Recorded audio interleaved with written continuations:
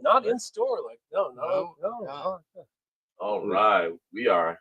First time on TV. Sure. First time on TV. First time on TV. First time on We TV. gotta make sure. Indeed. Well, folks are coming on into the live and all, and we're just gonna run that back. Okay. Don't ask why, but we're gonna run that back. Go ahead and knock for that. Oh, damn, I'm so sorry. It's so loud. Hey, No question. folks, look who is in the house. M-Dog Stinnett himself, back from Bozeman, Montana. I know you all are excited. I see Brian has already joined into the live and all. Out, Brian. Absolutely. And what an exciting night.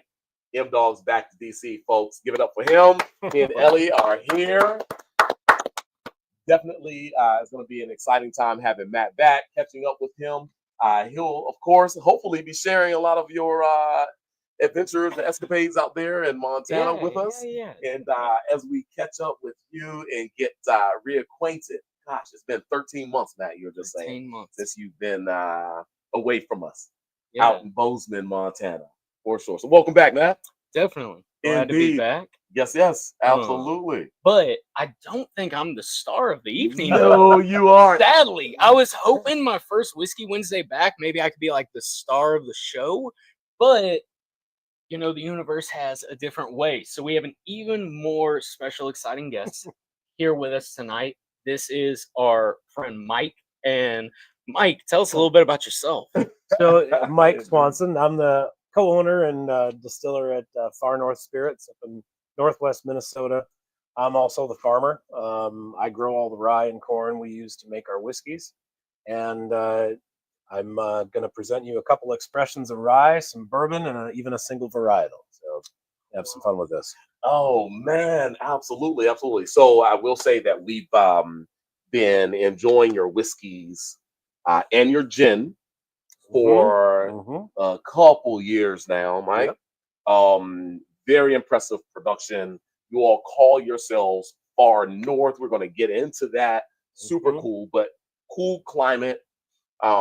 Minnesota, distilling and farm. Like you all are an actual farm and estate property that produces. Are you all exclusively producing from your own property, or the only thing I don't grow is the barley? Oh wow, that's grown an hour south of me. Okay. By the guy who owns Vertical Malt. He's also a farmer. Nice. He grows specific varieties of barley for me, makes me custom malts. Beautiful. Very talented maltster. Yeah. But you all have a close relationship, and you kind of he knows what you're gonna do with you know his malt. You all have talked about maybe just really fine tuning it to your needs. Yeah, exactly. Okay. He started about the same year we did, and so I started buying malt from him. His skill as a maltster has increased along with the length of his beard, which is it's like biblical these days. Okay. But he malts rye for me for my single varietals, and he also malts of course the barley.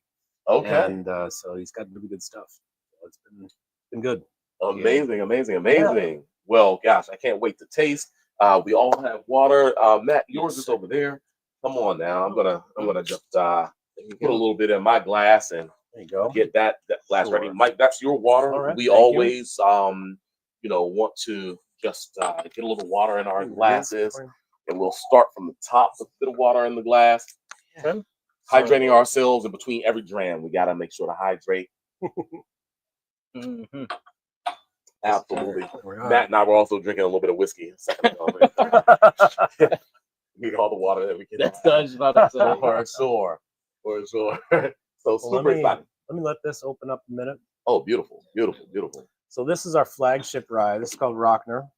And this is 80% rye, and this is a variety called Hazlitt. This is a variety that I've grown since 2012, before we even built the building.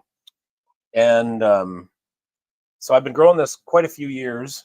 The flavor profile has stayed pretty consistent over the years, year on year.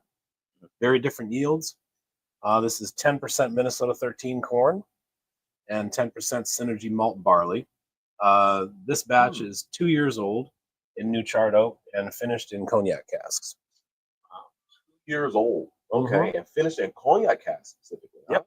Okay. Yep. Finished in cognac casks. Nice. And proof wise, are we usually about 94? 94. Yep. Okay. 94. Yep. So we don't chill filter. So I bring my proofs up on my bottlings. Beautiful. As you might imagine, would have issues with chill haze. Yeah. Where we are. So Yeah. we're up on the Canadian border, so Oh, wow. on the northwest side. Mm-hmm. Beautiful. Such a lovely nose.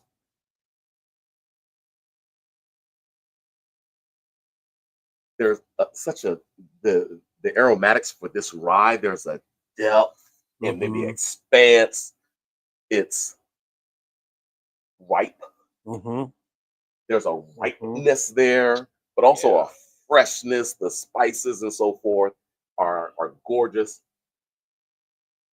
Maybe I'm seeing a little bit of as the fresh kind of white pepper almost with I don't know. Initially, before I agitated the glass, it was almost like ripe peach or something, like a white peach. Yeah, there's like a fruit note in there. Yeah, stone fruit is something I get. Yeah. Okay.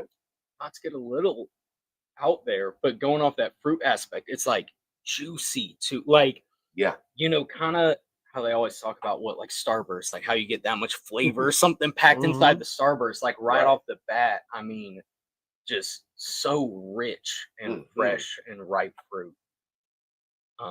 You guys are so restrained. I was the first one to take a sip. There's one right after it. You rushed me a little into my first. I saw you taking a sip, so I dove in too. Wow. See how that finish kind of blooms a little bit, a little latent, kind of just nice that way. Go ahead and move yours a little closer. Yeah, there you go. Yes, sir. I can do that. Wow. That's gorgeous.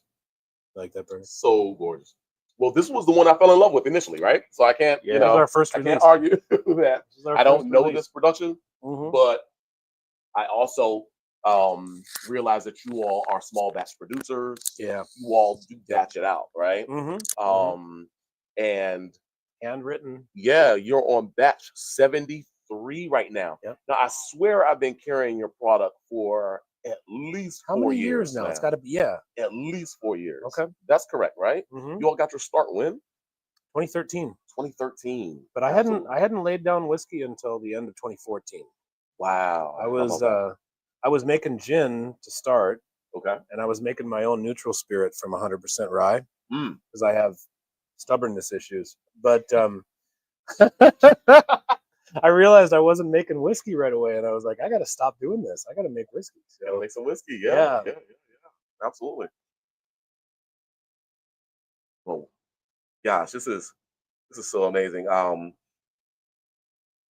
The warm kind of sweet kind of reduced fruit note is now kind of what I'm pulling from the glass. Initially it was stone fruit. It was a little bit lighter, fresher, kind of forward. Now we get in kind of to some medium kind of flavors, a little bit more reduced, a little bit more expansive, maybe aromatically. I haven't taken a sip yet. Sometimes slow with that, man. I'm sorry, man. Come on, man. We're out over here. We gotta slow drinking over here, folks. I'm slow drinking. He's a restrained fellow. Yes, indeed. No, but I just love being, a whole probably minute and a half from my last sip, and it still feels like I have the whiskey in my mouth. Like lingering finish. Yeah, long just finish. The finish on this whiskey is incredible. I really like what the cognac casks do with this one. When the first batch of Rockner that I made, I actually split between cognac and Oloroso sherry, and I liked Oloroso, but I liked what the cognac did a little better, and that's what we've stuck with. But I've experimented with some cask finishes and stuff over the years and had some fun with that. Okay. So, I have seen a sherry cask. Have I seen a Sauterne cask? Yeah. There you go. Yeah. But traditional is your cognac cask. Yep.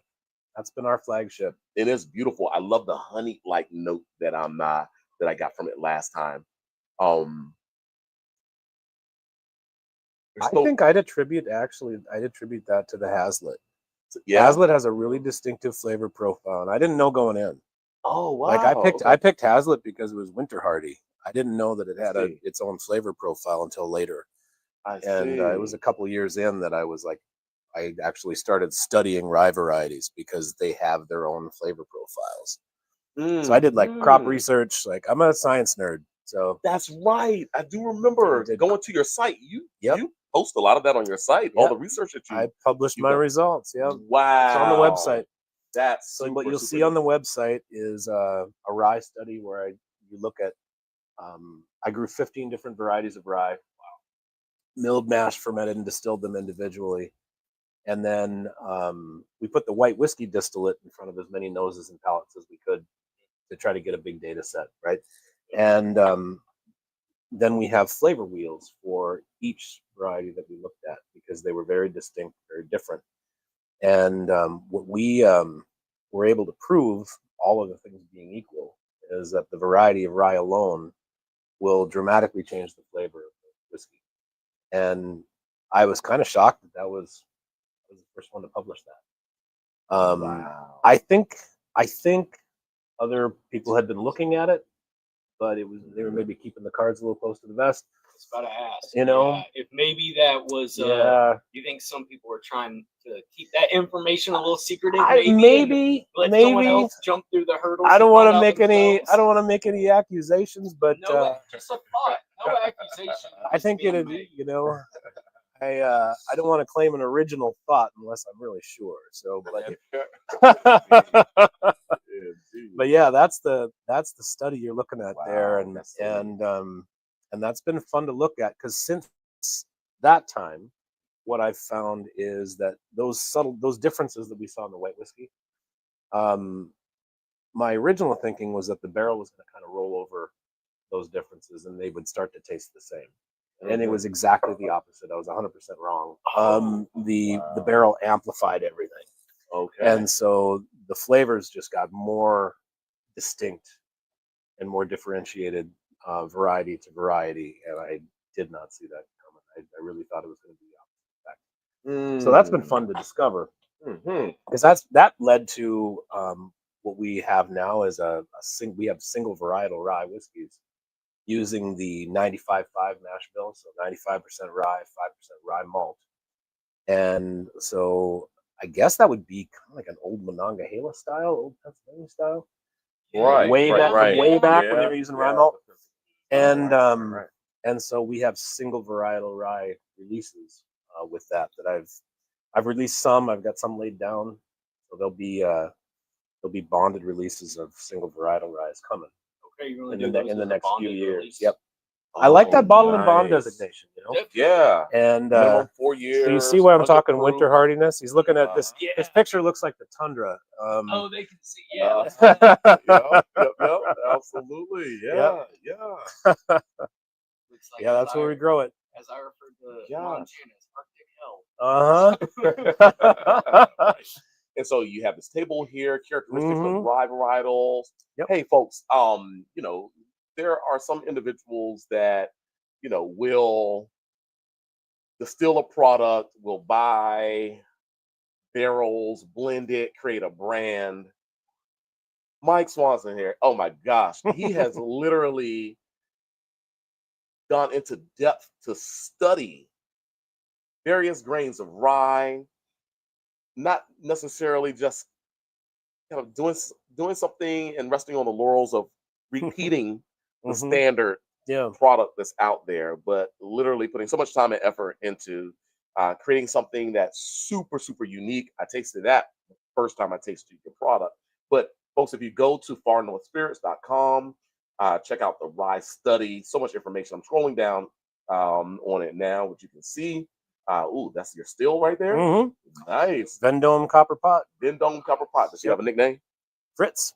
Named after my wife. Named after my wife's grandpa. Wonderful. Yeah, that's Fritz. Wonderful. Gin still's named Dolores. Fritz and Dolores.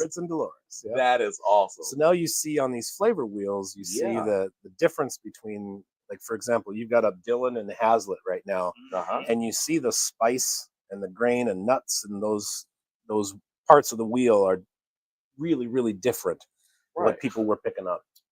And for example, like Hazlitt is a Canadian variety, Distilling is a North Dakota variety from NDSU, and they look pretty similar in the field, but the flavor profiles are just dramatically different. And I haven't found two that are the same.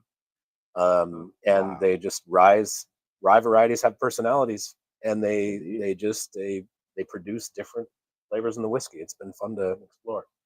Oh my gosh, that is so super neat. It's a rabbit hole every week. Right, absolutely. So we saw the Hazlitt. That's beautiful, folks. You know, we can go on and study. So Hazlitt is your primary grain. Yep. Okay. And what came out of this study is there are open pollinated varieties of rye, which tend to be a little older, and then there are modern hybrids, which are bred under very carefully controlled conditions, and they're much bigger yielders. Hybrids yield about double what an open pollinated variety does. So they're really robust in the field. Farmers like to grow them. But open pollinated varieties have a larger spectrum of flavor. And that can be both good and bad. I've had varieties that I've distilled that I'm like, there's no way with this one. Like it's just like, it's not going to work. Okay. But for the most part, though, the open pollinated varieties I've distilled have big depth and in character in their own flavor personality, and it's been really interesting to look at, because they're getting rarer. Right. I think. Yeah. Most of the rye you're getting is going to be a hybrid. So absolutely. Yeah. Wow. Well, this is beautiful. It's even blossomed more. Just in they open up in the glass, right? Seeing a little more citrus, a bit more of a citrus note, kind of coming from my glass. A little floral aspect too. Citrus floral, Some floral going on, yep. I mean, it's beautiful. I mean, can't lie. But I'd rather drink it. That's right. Wow. And I think that's such a fun point you brought up, kind of tasting the white dogs and deciding on it, but you had to make that decision on which route you want to go prior to tasting the aged product, because obviously you don't want to do, which say I think 15 different varieties you're doing head to head.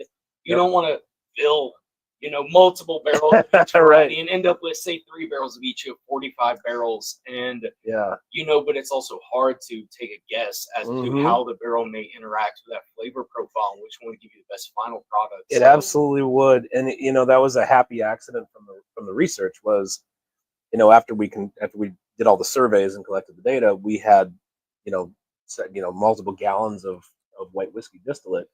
So then, of course, I barreled them, and we're talking 1 to 2 barrels per variety.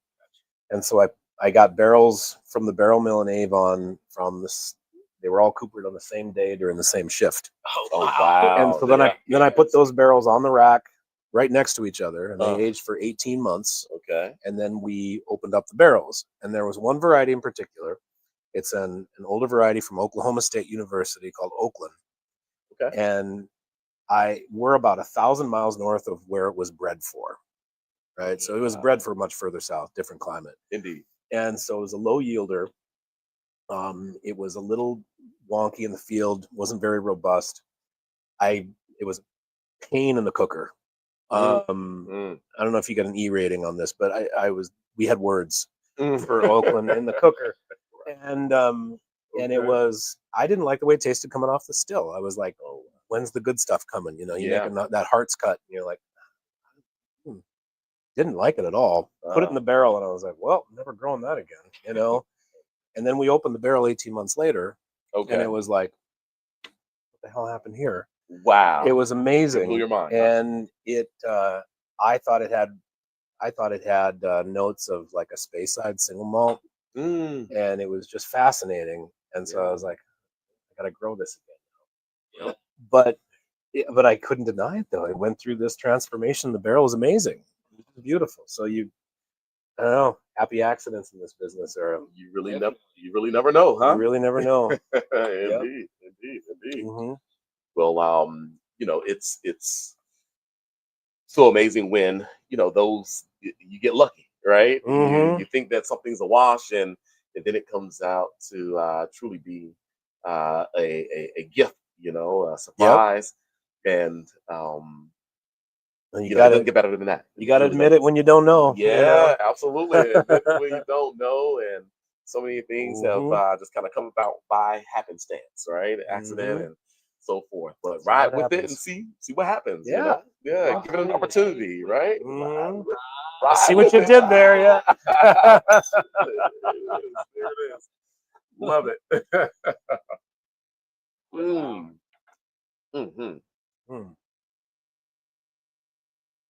This is such an easy drinker as well. The florals, the spices, the undertone of herbaceousness that it has, the sweet note. There's a ripeness that is on your palate that doesn't necessarily leave you with an overwhelming sensation of kind of a fullness that sometimes the glycerin with kind of ripeness can give you. It literally sticks on your palate, right? You don't digest it necessarily, but it sticks to your palate. It's kind of interesting in that sense. Really congenial in cocktails. Yeah, I can imagine. We love to mix this. Okay. Obviously we sip on it, but a lot of your classic rye cocktails is just beautiful. Manhattans and Sazeracs, absolutely. It almost has enough of the sweetness there, some of the sugars, the honey note that man, I can imagine an old fashioned. Yeah. You don't have to add a lot. You just have to accent because you want that flavor to show forward. Yeah, exactly. Oh my gosh. Well, that's so much fun. That is so much fun. Yeah. This is the Far North Rocknar rye whiskey, and it is the Hazelett rye, correct? That's correct. Indeed. Let me just take a quick sneak peek at this. It's 94 proof still, folks. And Minnesota rye whiskey. Gosh. How many gallon oak barrel? This was in 15s. 15s. Wow. So 2 years and a 15, and which I was eager to actually bring up. I wasn't sure if I was going to wait because I was noticing. I think that's kind of all of them, maybe, or at least I've read on a couple. I see all except for my bonded.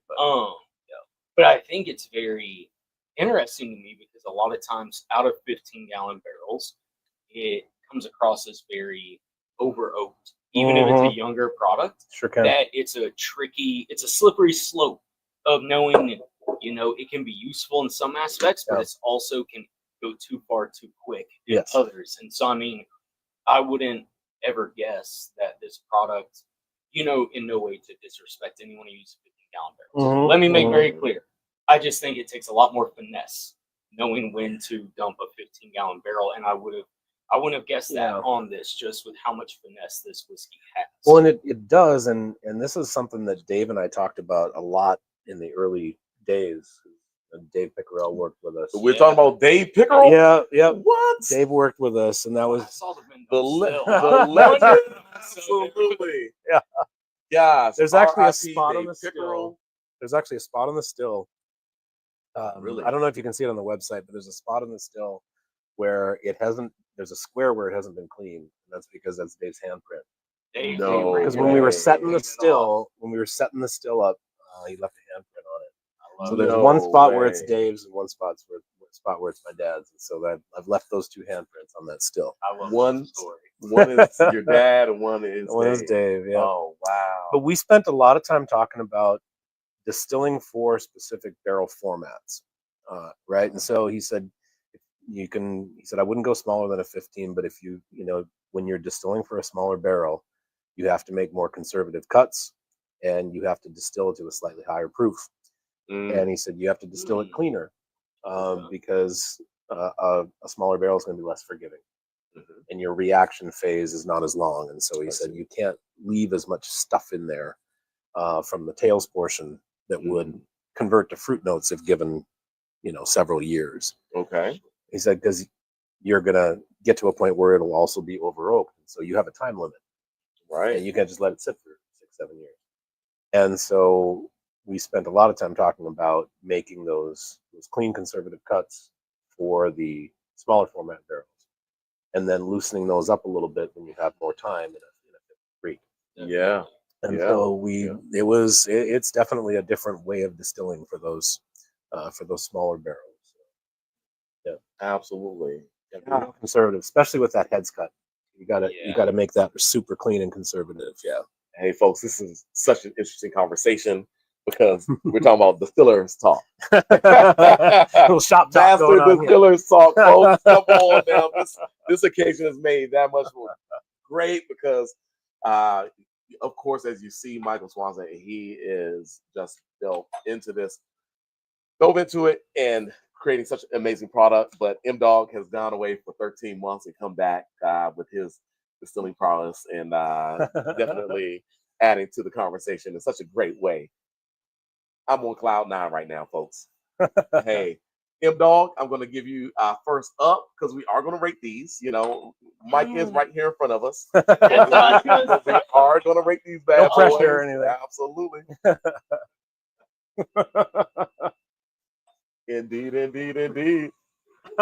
So first up is the Far North Rocknar Hazlitt Rye Whiskey. It's 94 proof. And we're going to rate this whiskey. Yes, indeed. Oh, this is the white label. Yep. This is the Maryland. We're not worried about it yet. We're not there. I'm just Okay, yeah, we have it open. Are you gonna rate your own products also, Mike? God, let me just take a look. Oh, nice. That's like rating your own kids. I'm not gonna do Right? You gotta it. Even though you got a favorite, right? I will not admit to that.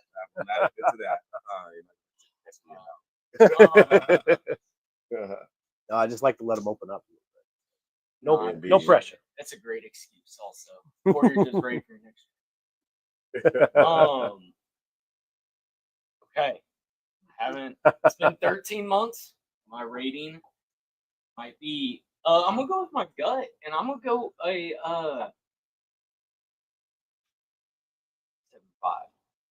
7.5. 7.5. Okay. Cognac finish. Single estate rye whiskey. I'm sitting there. Okay. But I don't know. Go ahead, Bernie, because Mike has said he will not rate his own children. Absolutely. Well, it's for me a strong 7.75 to 8. Yeah, so I was right there. 7.75. I'm a strong 7.75, right? This is such a neat whiskey. As Mike mentioned, it's a sipper. I do like that there's a freshness factor here. It's not so overly kind of pulling heavy caramels and one-dimensionality out of the barrel that will overshadow the natural flavors of this unique Hazlitt rye, this estate terroir-driven rye that it's made from. Add on top of that, cognac finish, folks. Cognac finish. So I say 7.75, and that's one that, especially at this price point, you need to pick up. You need to pick up. Our ratings are a little tough, to be honest. You know, like that's on a scale of 1 to 8, folks. Yeah. There you go. I love it. Well, my excuse is going to be I just expect the ratings to consistently go up.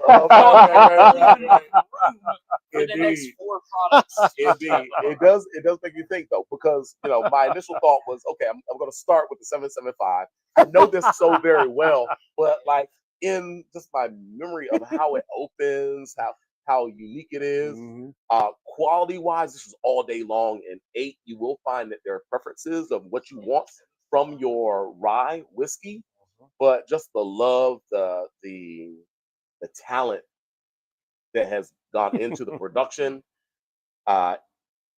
it's a beautiful expression and one that's worth seeking out for certain. This is the one that we've been carrying the longest. here at Chats. At least 4 years, once again, folks. Mm-hmm. Maybe even 5. I don't know. I don't even remember when. It may have been pre-COVID that we carried this. I want to say, yeah. It may have been like been here since the first day I walked in, which was right at the beginning of COVID. Right at the beginning, yeah. That's when first time I walked in your store. I will give a quick shout out to my wife, joining in, who no longer even has Instagram. I signed into one of my other Instagram accounts, just as she said, to watch and troll. Watch and troll. I am glad you have joined. Oh, that's dope. That's dope. That's dope. So she's in your account right now? She is technically my business account. She is using my business. Folks, he looks more nervous than he did just a few minutes ago. I was really concerned when I saw that my own account joined in, and because no message had been sent, but now at least there's a message clarifying. So indeed. So what have you poured in our glass? So now? next up, wait, sorry. Before we do that, folks. Yeah, I'm bracing. You see the ratings there. Come on and grab this Far North Rocknar Hazlitt Rye 94 proof. It is cognac finished. I don't have that in the little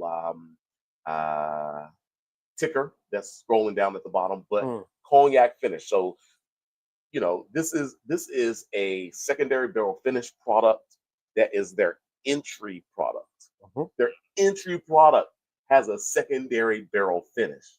And so, like, this is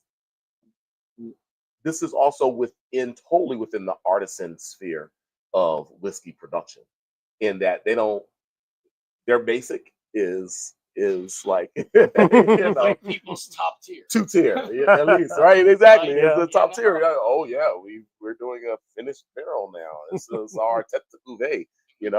They do it from the start.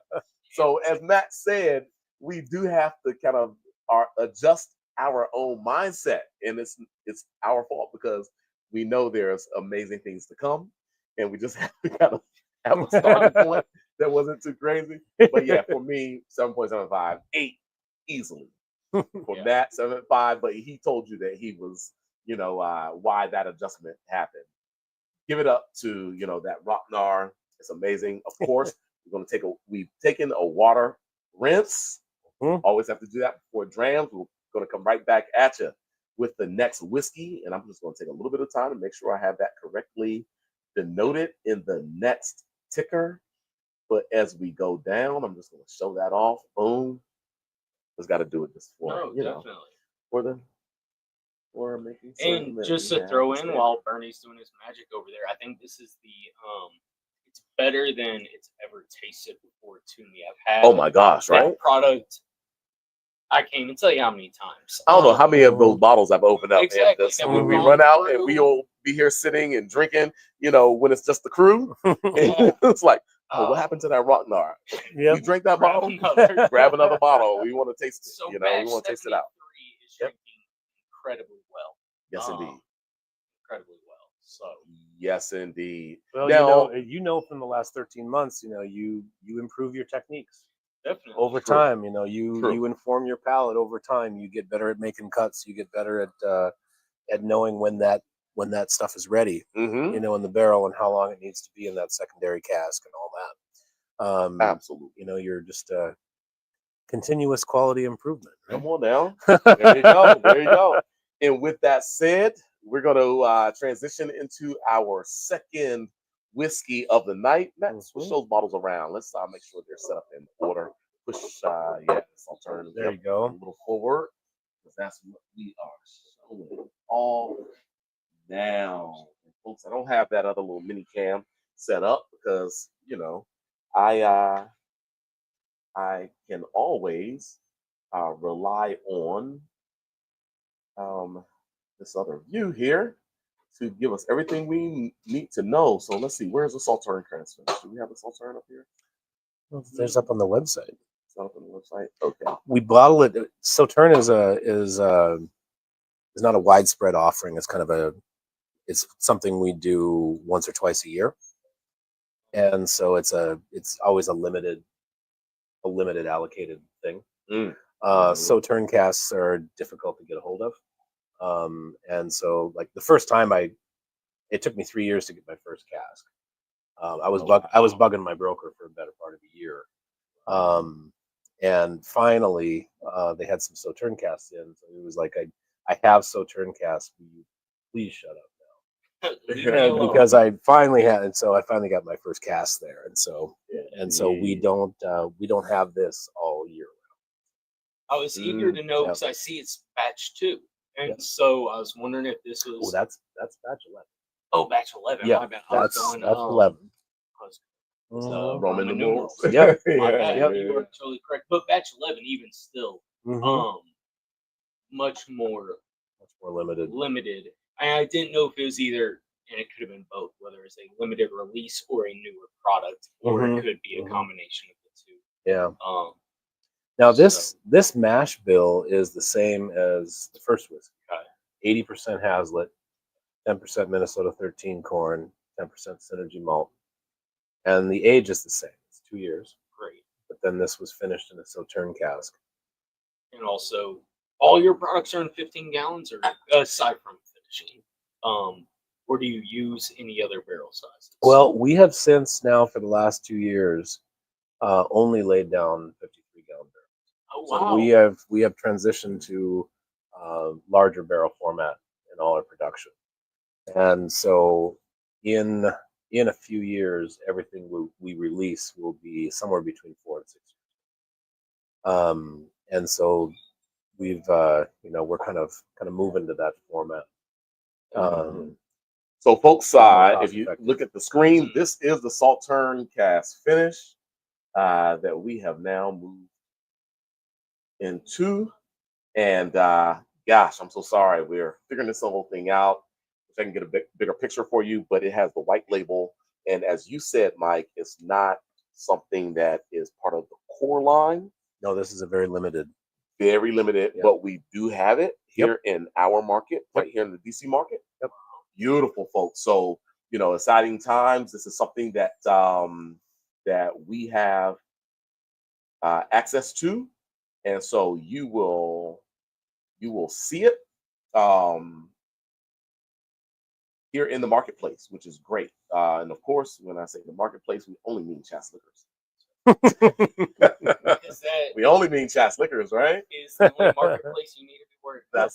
That's it. Absolutely. So you saw the bottle. Let's zoom back out. I can't wait to get a nose of this. Right.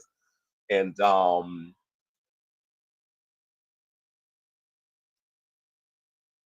so is this only the original cask? Are you still doing 15 gallons on this? Did I hear you? This is still 15-gallon New Oak. New Oak. Yep. And then into Sauterne cask just after that. No cognac cask for this. Correct. Oh, correct. Cool. Yep. And these Sauterne casks are about 71-gallon. Oh wow! Because they come in liters, so it's metric. Yep.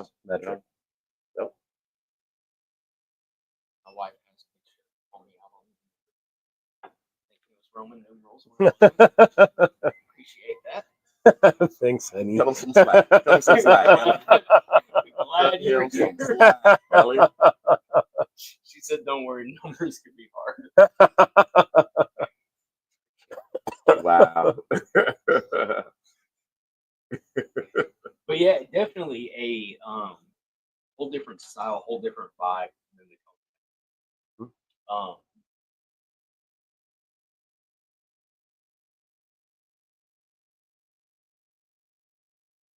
Definitely feel a little more dark, rich characteristics. Not as bright. I'm not getting necessarily the brighter floral side more. Where there was so much stone fruit in the first one, right? This is the tannins, the wood is coming forth a little bit more. The dry spice is coming forth. It's not as sweet, some of these honey-like notes, some of this kind of brown sugar and or candy, candy sugar isn't as forward, but the cinnamon is there. Absolutely, cinnamon spice, dry oak itself. Maybe a little hint of tea leaf. Yeah. It is interesting to see what it pulls from either of these casks, because that was the cognac was a spirit cask, so a little more extraction, and that was a wine cask. So it's pulling a little more oak out of it. So you get some French oak on there too.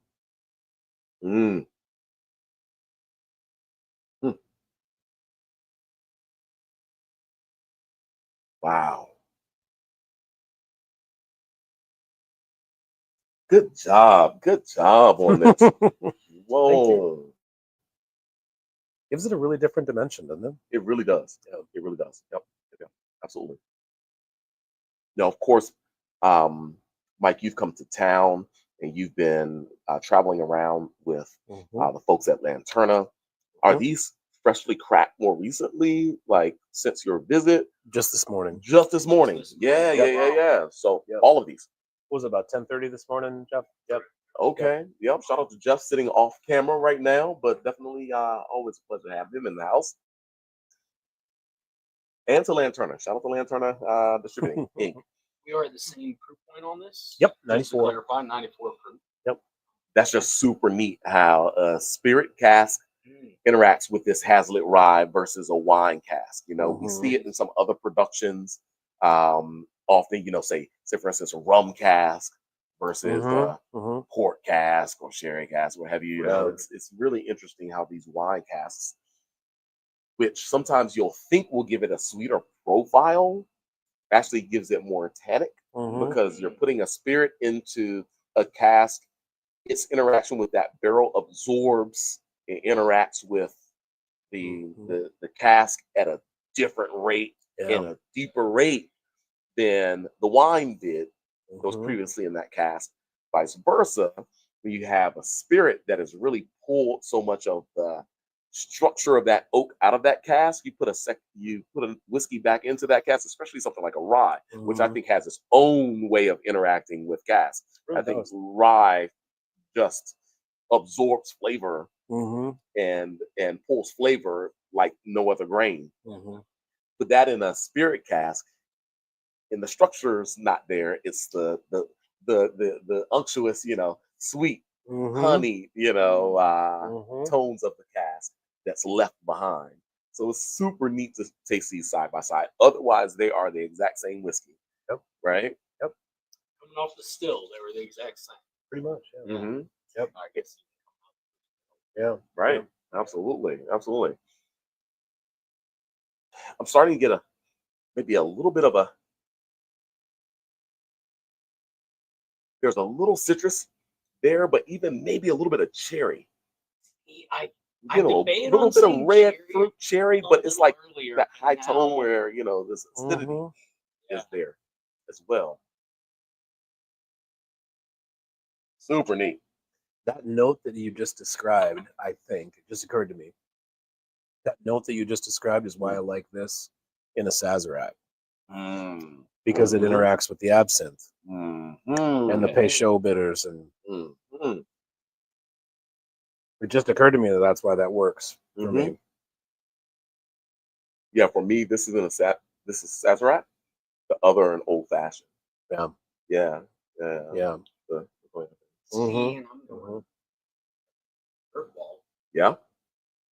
first one, my immediate thought was like old fashioned or something like that. And this one immediately, it's like, oh, I wouldn't mix this. Like it could be mixed, but this one immediately was just like, oh, this is a product that like just on a big rocker, neat either way. It's just so beautiful, so elegant that I like it just how it is. Where obviously you could with the cognac finish as well. I just immediately thought about how it shine in an old fashioned or something like that versus this one, how much it shines exactly how it is. I think we perfected it exactly how it's sitting in this glass. I respect you. Cheers. Matt sounds like he's interviewing right now.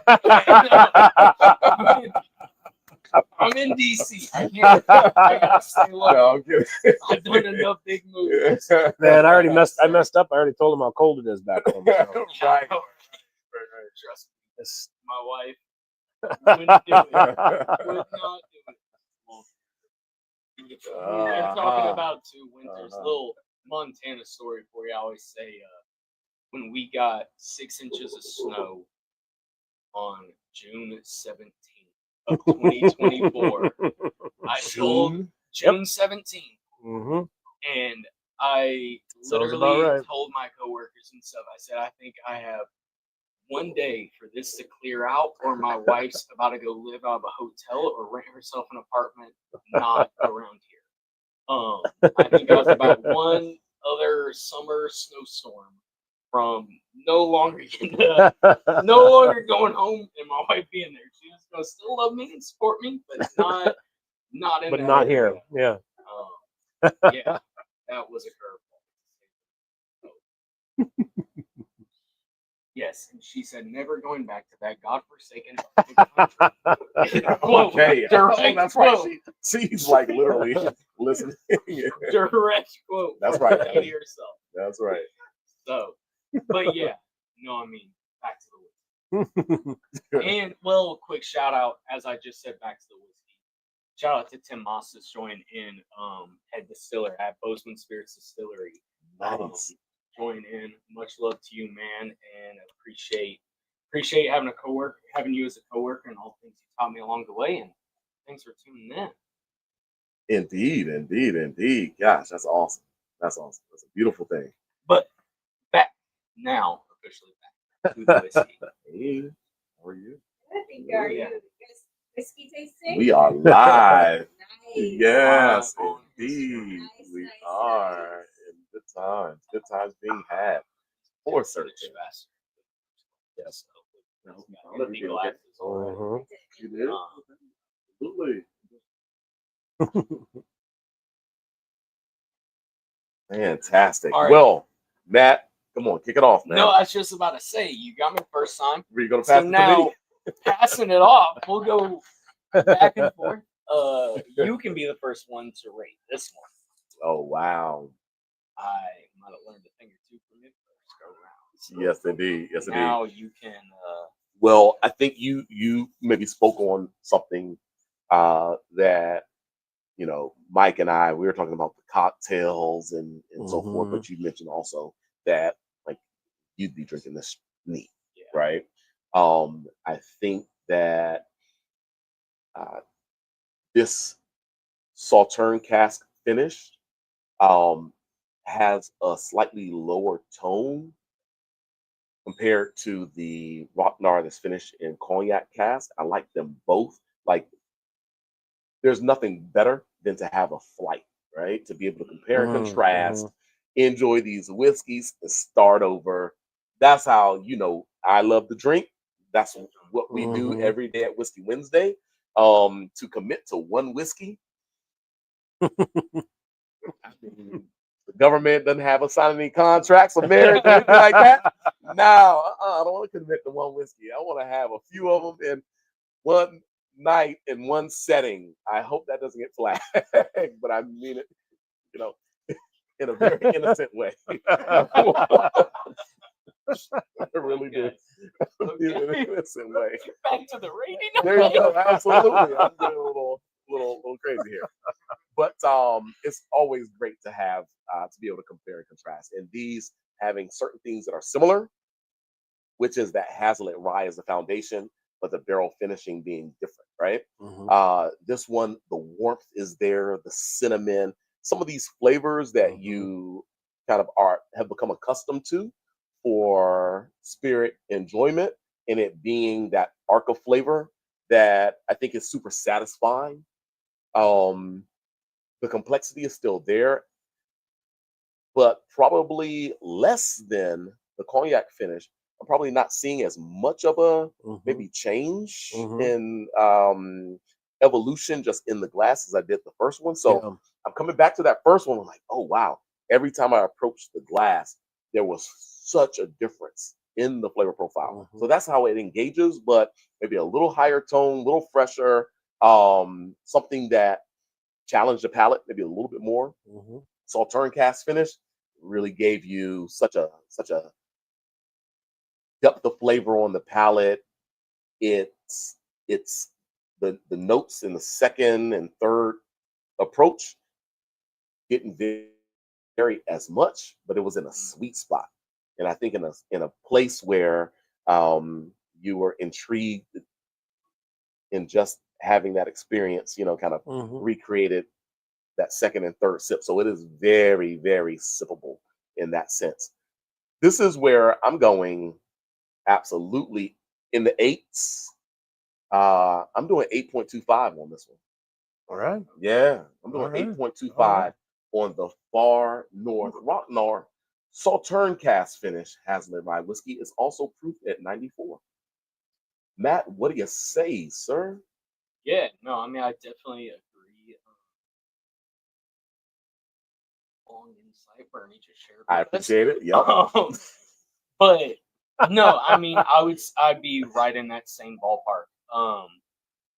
I might end up just undercutting you on every product tonight. I was thinking an 8 flat to 8.25. But just this one, the cognac finish was fantastic.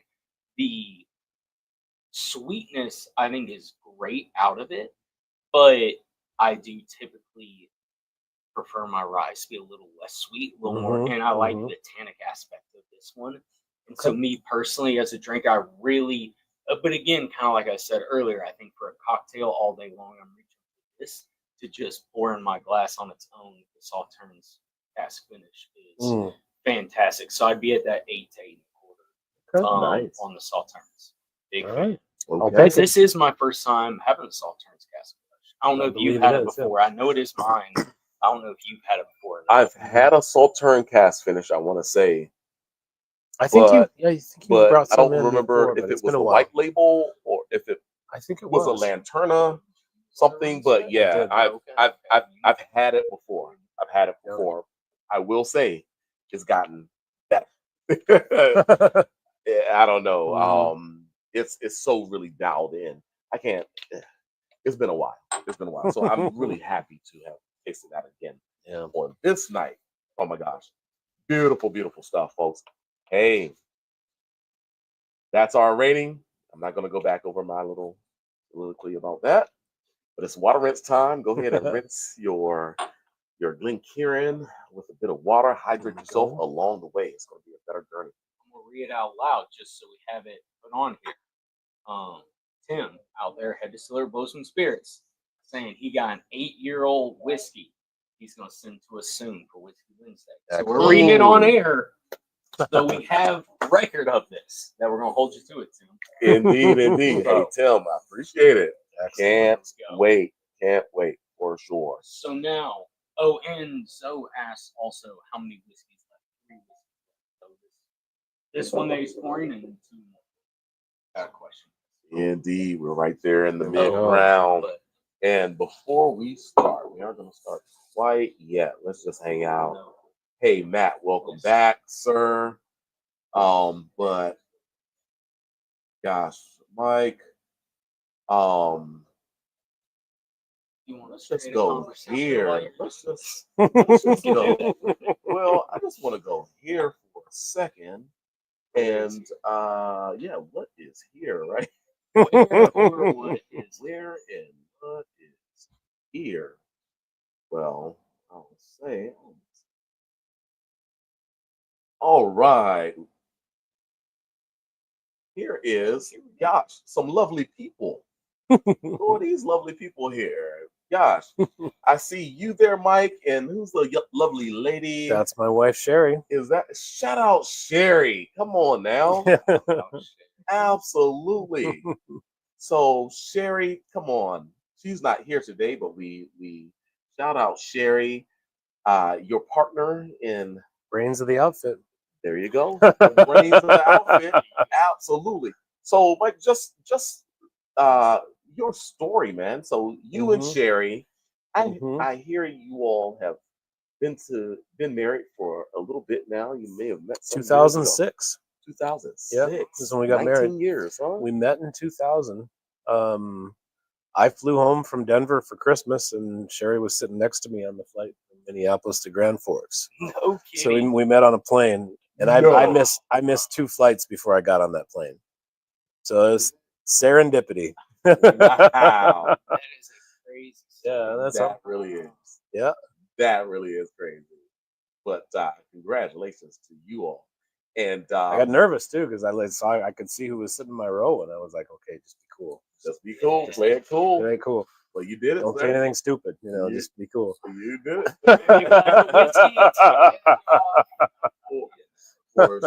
For sure. But then also, I hear that you all started your distillery, the distillery in what year? 2013. 2013. 2013. But you all sit on a farm that's been in your family for quite a while, right? Over 100 years. My great grandpa Gustav immigrated over from Sweden, and he started farming in that area in 1917. He was in Illinois in 1915, and then made his way up to Northwest Minnesota by 1917. Wow! And then so he was farming in that area back then. And then my grandpa farmed that farm, and so did my dad. So yeah, we've been there a bit, been there a minute. Sure. Yeah, Super cool. yeah. And Grandma was a teetotaler, so she wouldn't be able to believe what's going on the farm today.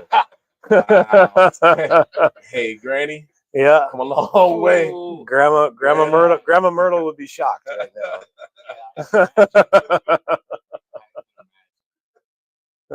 For certain. Yeah. Yeah, right.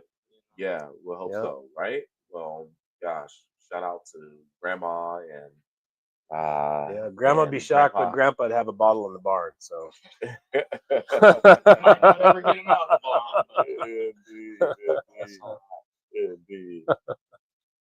For sure. But gosh, well. But yeah, I mean, I think that's a that's like a a great Christmas fact. story. Definitely, I think it just shows. I think it just speaks volumes to you and your family to have the dedication to just keeping that property in the family. I think it kind of hits home also sitting somewhere like Chat's Liquors that's been around for 92 years now and There you 32nd go. 92 generation. years. Indeed. 91. 91. Wow. We're in our 92nd. We're on our 92nd. 92nd. Yep. Wow. Absolutely. But that also goes to what we're drinking now, right? This is the Far North Bottle and Bond single varietal straight rye. Am I saying that right? 100 proof. And so Bottle and Bond. What are we talking about with Bottle and Bond, Matt? You remember all the regs? What think honestly, I think what year was this? Oh, what year? 97? Yeah, it's been 130 something years. We just celebrated Bottle and Bond 3rd, Day on the 3rd. Absolutely. Mhm. So a happy belated Bottle and Bond Day, everybody. How about that? Drinking a Bottle and Bond. Indeed, on Monday, First this past Whiskey Monday. Wednesday since So- Bottle and Bond Day. Right. So, And it's Bottle and Bond week. Let's just call it a week or a month, even, right? yeah, there you go. That was also shout out to Bottle and Bond Day. The first ever tasting I did at Chat's Liquors was a Bottle and Bond tasting on That's Bottle right. and Bond Day. Indeed. See you there? Nice. Comes full circle. Comes full Nice. circle. A Well lineup done. of like 3 or 4 different Bottle and Bond whiskeys. That was the first ever tasting I did at Chat's Liquors. So Excellent. Indeed. Did it flash off? All right. Well, we're gonna. on Yep, my phone. it did. It did. Absolutely, it did, and that's fine. Let's let that roll, folks. We're just going to take a quick little break here, and we're going to have to sign back in. So just hang out for a second because we lost our Instagram live feed. Of course, they only give you so much time, and They used to not. We got lucky back in the day. they used to not, right? I think because I'm coming in as though That's an we LERA lost text you. me was like, yo, it ended. Uh-huh. We're on it. We're on it. Right. We are We'll on get it. You know, we'll copy that new key, and we are going to. So bear with us one moment, folks. But hasn't this been such a phenomenal time thus far? Oh my goodness. Let's remove that. Let's add it back. It's been such a great time. Yeah, real pleasure. Save changes. Okay, we should be coming back into Instagram very soon, everybody. So just bear with us for one moment while I get the okay to go back live on Instagram. Nice. So we have another hour, so that's perfect. Indeed.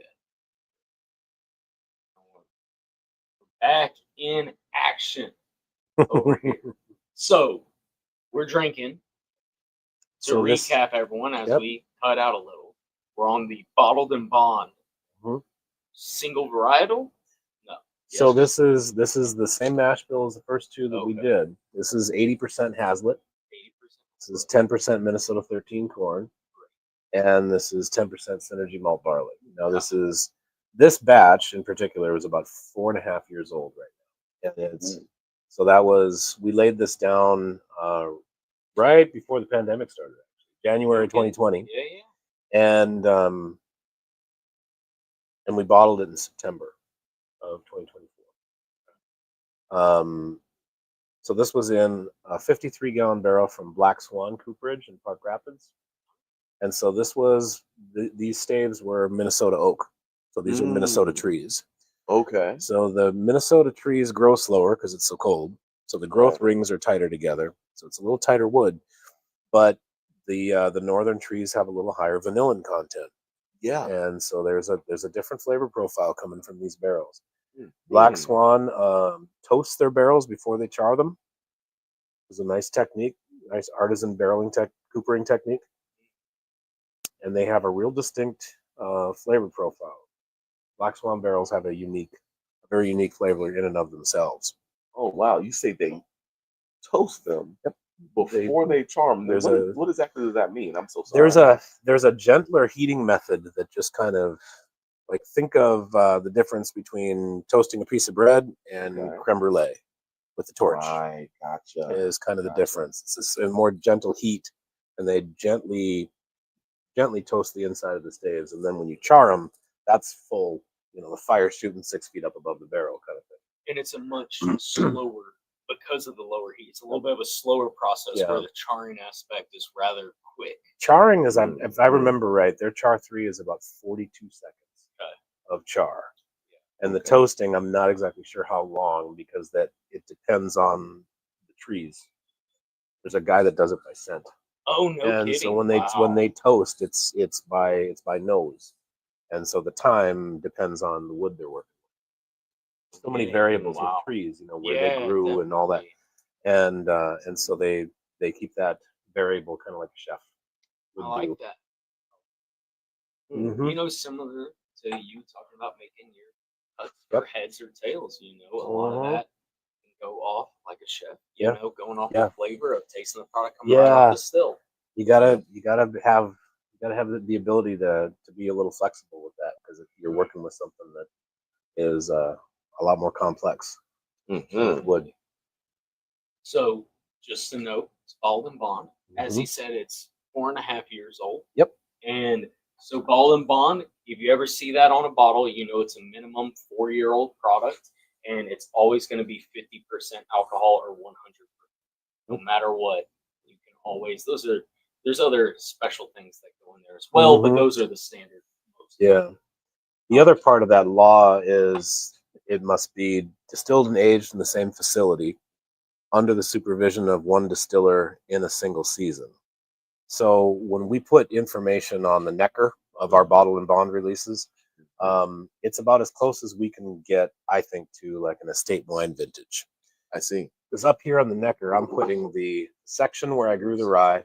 I'm putting the seed variety, the description, the yield, the planting date, the harvest date, the distillation date, and the bottling date.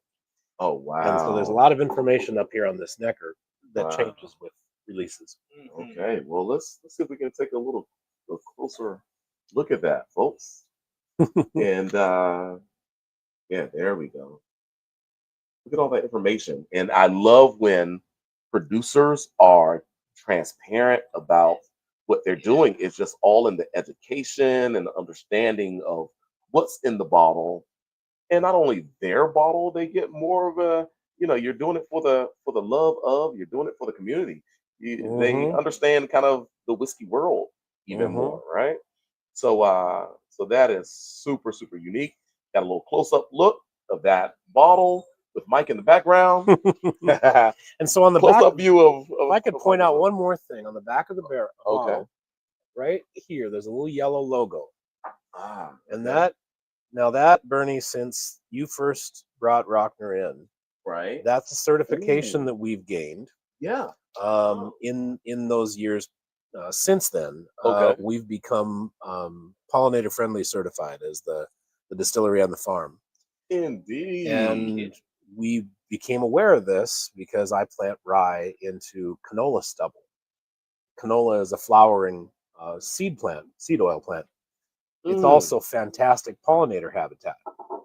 And so in the years since I've started distilling, I've really realized the importance of soil health and how pollinators contribute to soil health. And it really, I think, I'm in the process of trying to prove this, but I think it really affects the flavor profile in the rye and really changes what's going on with the crop that comes out of that ground. And this is something that winemakers have known for centuries, but we're just starting to realize this in the whiskey world.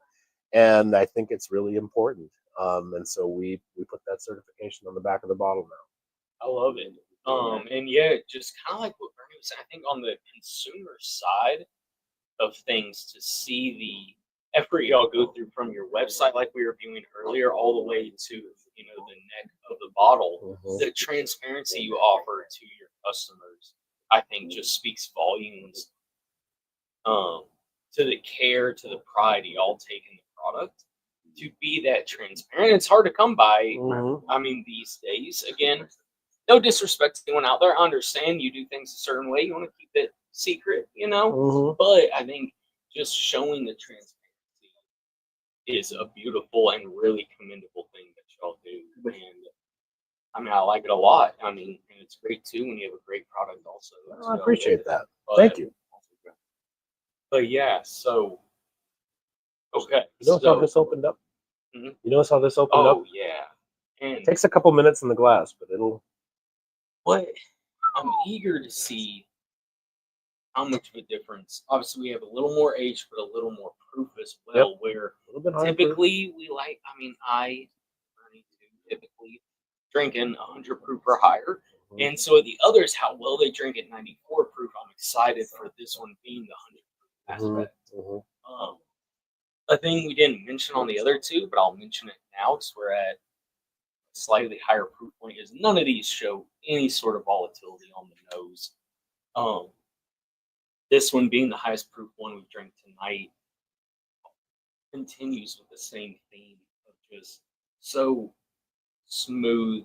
One offers a little bit, almost like it's the alcohol that's there.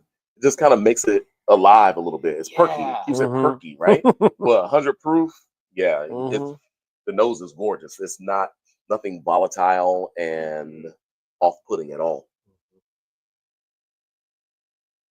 But little creaminess, little creme brulee-esque. Yeah. Yeah, a little hint of toasty. Hint of toast. That's where I'm going. I think creme brulee, I love that just because that little burnt sugar on top. You know what I mean? Yeah. Absolutely. Yeah.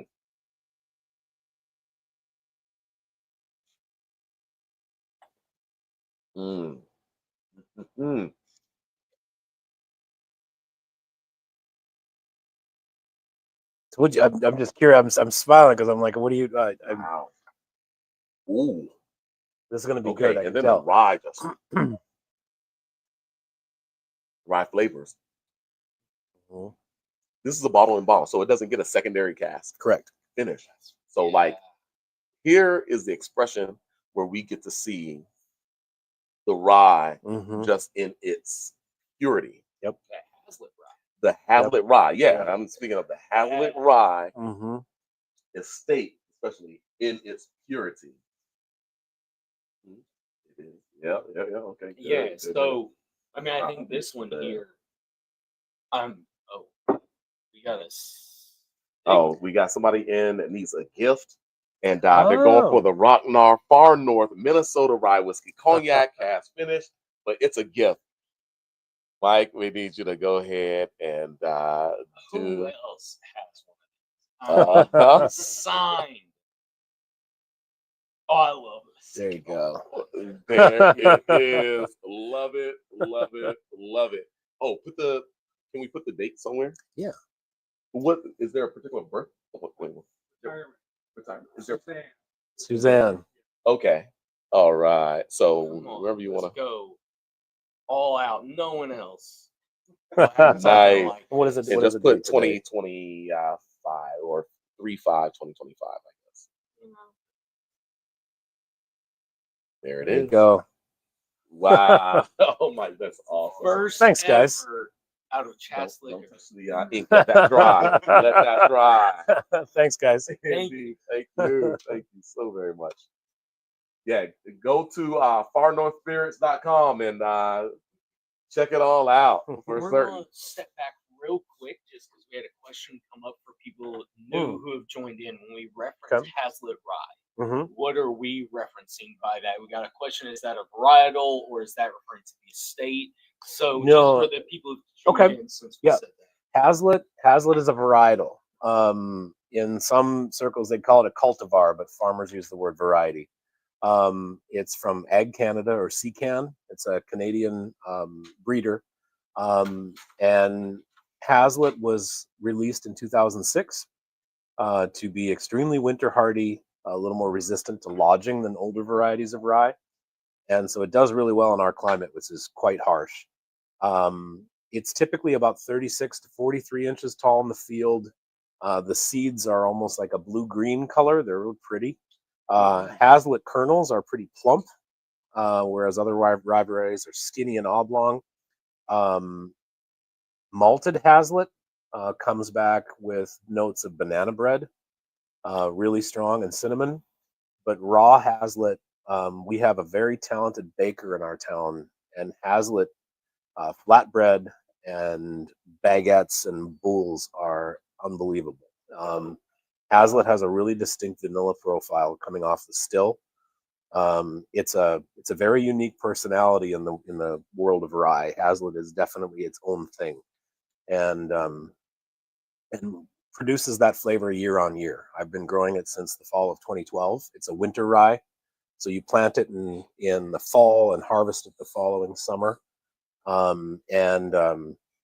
that flavor rings true year on year.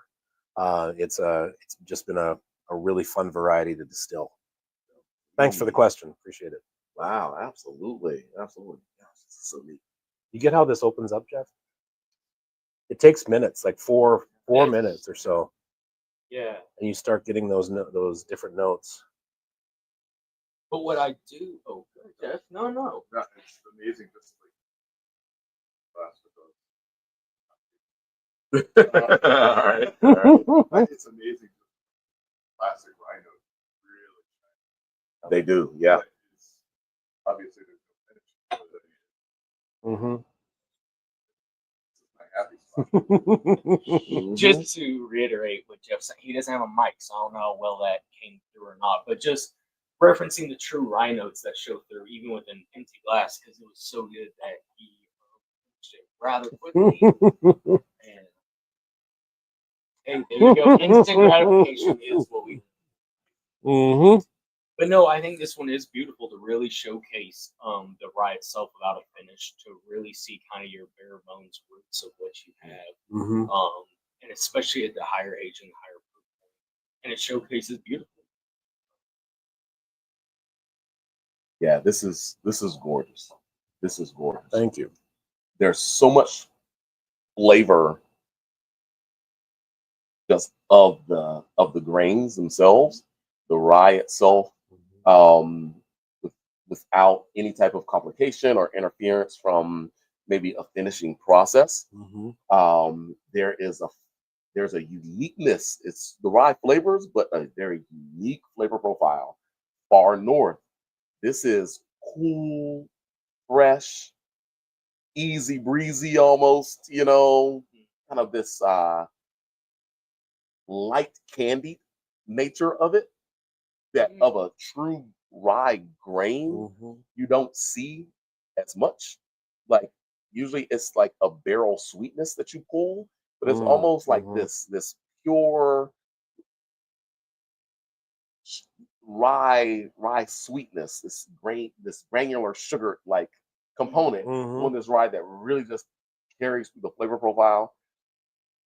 It then makes you salivate once you finish it. Like my mouth is watering right now. It's a long finish.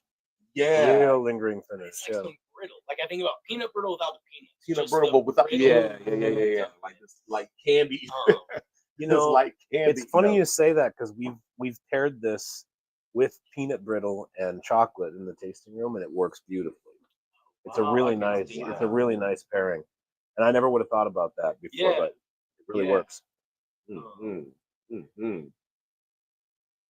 That's beautiful. I've already finished mine, folks. I think that was the first time tonight that I have finished my gram before these gentlemen have.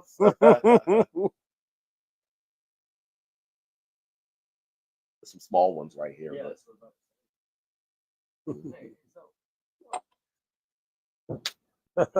Zoe is in the house. Indeed. Right. Absolutely.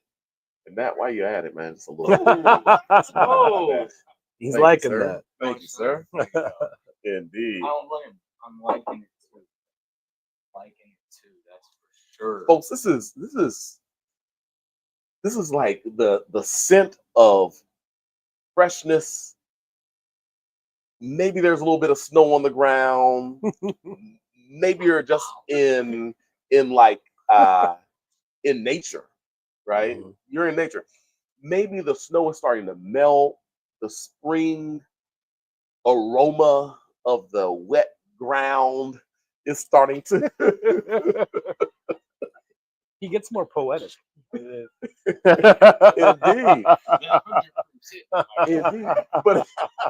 But no, this is. I get what you mean, though. Fresh. Like I can literally picture what you're describing because it's like I know when the snow's melting, you get that kind of forest floor. Absolutely, absolutely. But in like a cool climate where everything has been preserved. So it's like okay, we're waking up the terroir again. We're waking up as the snow starts to melt. Right? Like hello. Spring is coming. Isn't it a beautiful thing? There's a sweetness to the way the soil smells when it's freshly turned in the spring. And my dad would always say that's his favorite time of year when that soil first turns over in the spring and you get that nice sweetness from the ground. And this one, I think, definitely appeals the most to your regular rye drinkers, or however you want, more traditional rye drinkers with the, on the mid palate and the finish showing more of that rye spice. Yeah. That kind of more traditional. It's not very spicy though. Like this is definitely a rye that's still a bourbon drinker would enjoy. In no way a overly powerful from the rye spice, but I think it shows a little more of that slight black pepper green characteristics on the mid palate or finish. Not so much on the nose though. It's not very predominant, and that's a characteristic of Hazlitt. But you can actually look at that in the lab. Hazlitt will produce more of certain flavor compounds that are more baking spice and cinnamon type notes, and much less of the peppercorn and some of those green peppercorn spices. It's much more predominant over in that vanilla baking spice side of the spectrum. And that's each variety has its kind of place on that line, and there's a lot of variability. Indeed. Yeah. Oh boy, this is fun. Once again, folks, I salivate after I've enjoyed a dram of this stuff.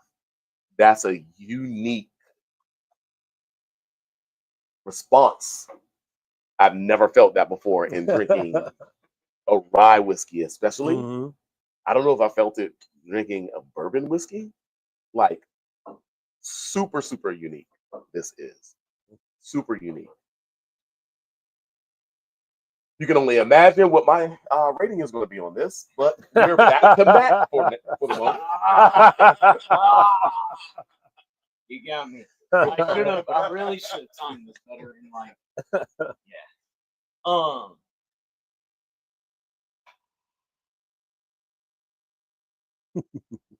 No frills. For a book, Bernie can take a page. 8.5. I'm not gonna tell a story. Just gonna speak it how it is. 8.5. Hit flat. I love the transparency that you offer on this product. Being a Bald and Bond, I'm a big fan of Bald and Bond products. I think this one, I really enjoyed the finish on the first two, but I really love the showcase of the raw spirit on this one. And yeah, I mean, I think it just shows beautifully well. I think it drinks super well and just a fantastic product. So I'm going 8.5. Yeah, I'm right there with you, brother. I'm right there with you. I think this is such an honest. Someone's trying to ruin my rating here. I hope they're safe. Find a better time to become ill. But, beautiful whiskey, such an honest whiskey. It's layered. The extension of flavor is just dynamic on this whiskey. It's not hugely complicated, once again, and kind of added on techniques or what have you within, finishing or what have you. It's just truly represents a representation of the purity of the grains. You'll be able to extract so much flavor from those grains during the distillation process. Aging in such a harmonious, maybe restrained to an extent way, where you allow the grains to showcase with the oils, with the oak that really plays an accent to the grains instead of the grains playing an accent to the oak many times, right? Yep. So the grains are fully ripened, which is super interesting. Makes my mouth water. Literally after drinking that. I've never had that experience before. This is freaking-tastic. 8.5 all day long. I could go 8.75 just because I've never had this experience before. But 8.5 for me, and there's not a lot of whiskeys that get 8.5. Yeah. And especially something that like literally is doesn't have like some of these extra nuances. It's easy 8.5, folks. Like I say, it could be 8.75. Just the quality. I don't know what you're doing. I'm a little blown away because it's understated. Yeah. It's like the most the most beautiful let me just end it up. The most beautiful landscapes, the most beautiful flavors or cuisine. There's something that's so understated and so pure about it that, like, as you remember the experience with that in your mind, it just becomes an even greater experience afterwards. Because when you have other experiences, there is something about something being so simple but so perfected that then you can't make that. You can't make that up. You can't repeat that. I need to be writing all this down. Yeah. That was fantastic. I might change my rating. I don't know. I might change my rating on that one. I'm going to change my rating. That's an easy 8.5. Oh my, 8.75. I'm so sorry. 8.75. Whoa, I can't. I gotta just give it a little bit more. That was fantastic. But this is also just so much fun. Mike, thank you so much for being here. Thanks for having me. Goodness gracious. We have 2 more whiskeys, and we're going to go ahead and get on board with these last 2 whiskeys. But this is our rating for Far North bottled in bond, single varietal, straight rye whiskey, 100 proof from Minnesota. Mike Swanson is in the house, folks, and it's his family farm. Over 100 years of farming. For 100 years. And 20 and what is it? 12 years. Yep. 12 years. Almost 12, yeah. Of distilling. Yep. Absolutely. It's a beautiful time. As we move on, of course, we had to have our water rinse between the drams. Gotta hydrate. Absolutely. Which we have already done, folks. We've already done it. So we're going to just hop on in here with the next whiskey on the docket. Everybody got a little sip. Folks, you know, the crowd is growing. You know, you just see the three of us right here in house, but the crowd is growing. That's behind the camera. And it is literally such a great time. We're going to show this off. This is far north. Rocknar? Is it a Rocknar? So this is Bozeman bourbon. Oh, it's Bozeman bourbon. At Okay. the 94 proof. 94 proof. This Yep. is what we're on here. Yep. Okay. I don't know where that is. So we're on our first bourbon of the night. First bourbon, yeah. So Oh, this is boy. a high rye bourbon. So this is 60% Minnesota 13 corn. This is 30% Hazlitt Wow. and 10% Synergy malt. So you have the same varieties, the same grains, just in different proportion to make it a bourbon. It's also the same age as the first two. So it's a 2-year-old bourbon. And this is not cask finished. This is just straight barrel aged.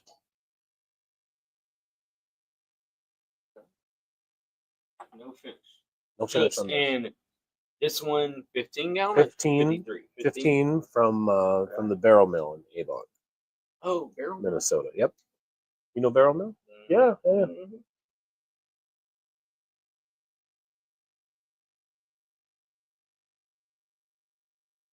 Head guy there. Head You guy. got Little Richard. Oh, yes. He's about what, 7 feet tall? Something like that. Like with all my whiskeys, it always needs a couple minutes in the glass. Depending on how tapered the glass is and stuff, you need that. What is it? Oxidation. To let those volatiles kind of open up. And I always tell people 4 minutes to make it sound like I really know what I'm talking about, but but I've noticed it's like it's about 3 to 5, and it's like I'm sure you got wines in here on the shelf that need plenty of time to breathe. Yeah, you're right. I think it's the same concept. You're right. You're right. I think you need all in like 4 just so really get as precise as you can. Something really Yeah. geeky, and it's like, yeah, yeah, right.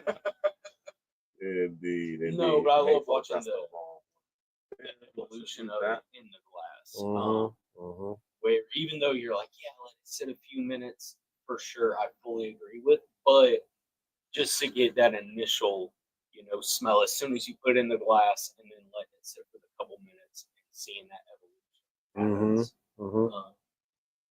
Super. So you call this the Bodalen? Yeah, the Bodolin. Bodolin. Okay. Bodolin. Fancy it up. That's why I said, or should I say? So that's the whiskey we're drinking right now, folks. Yeah. It has that beautiful burgundy label with gold accents. Mm-hmm. Looks like our home team. Come on now. Oh, wow. Shout out the Commanders. Yeah, shout out the Commanders. Got Debo. Absolutely on the squad now. Hey, we're going to be excited about the 2025 season. But back to the whiskey. Super Bowl champion. Well, I'm happy that we lost to the Super Bowl champions, just before. Yeah. Their Super Bowl did. So yes, beautiful bottling. You all see it there. That's what's in our glass. Let's go, folks. Hey. So a weird thought. This one on the nose, you would almost think this was a Dutch whiskey. I think just this is not. No, Yes, it's not. Isn't that crazy? Please tell me the mash bill again.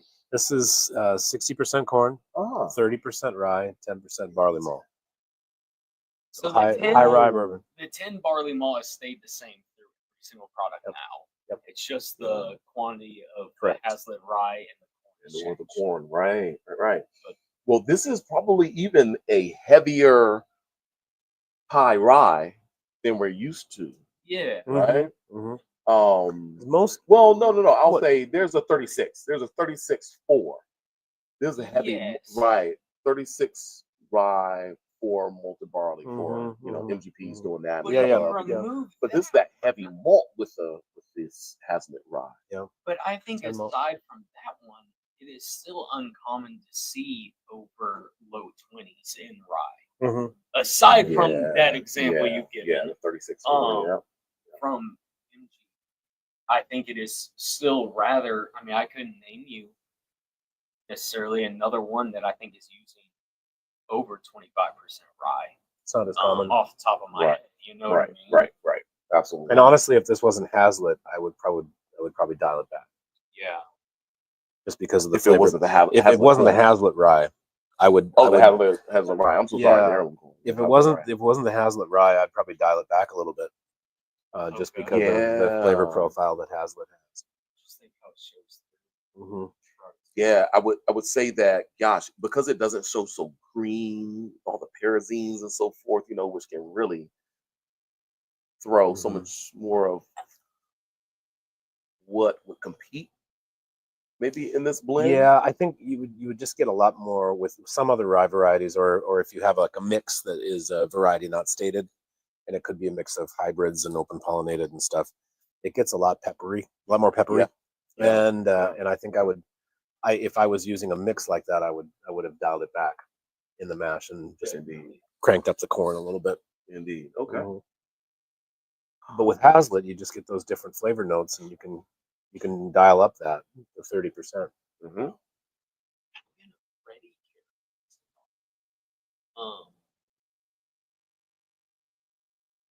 Cinnamon still. Like cinnamon stick though, right? Yeah, that's what I'm like maybe the bark, the cinnamon bark and the essence of that, not like think sweet cinnamon sugar, right? That's as much. Cinnamon raisin bread or something. Cinnamon raisin bread, love that. Love that. Cinnamon raisin bread, absolutely. Yeah.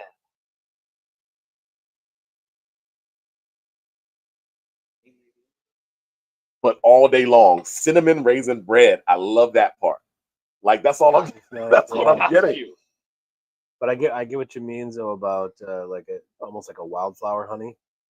Yeah. Like a little darker honey. Not quite buckwheat, but like a wildflower. Yeah.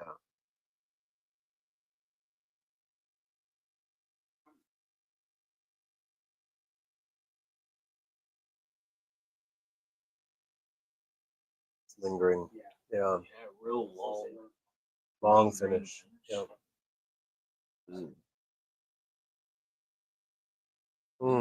See, like I said earlier, you would think right off the bat this was a finished product.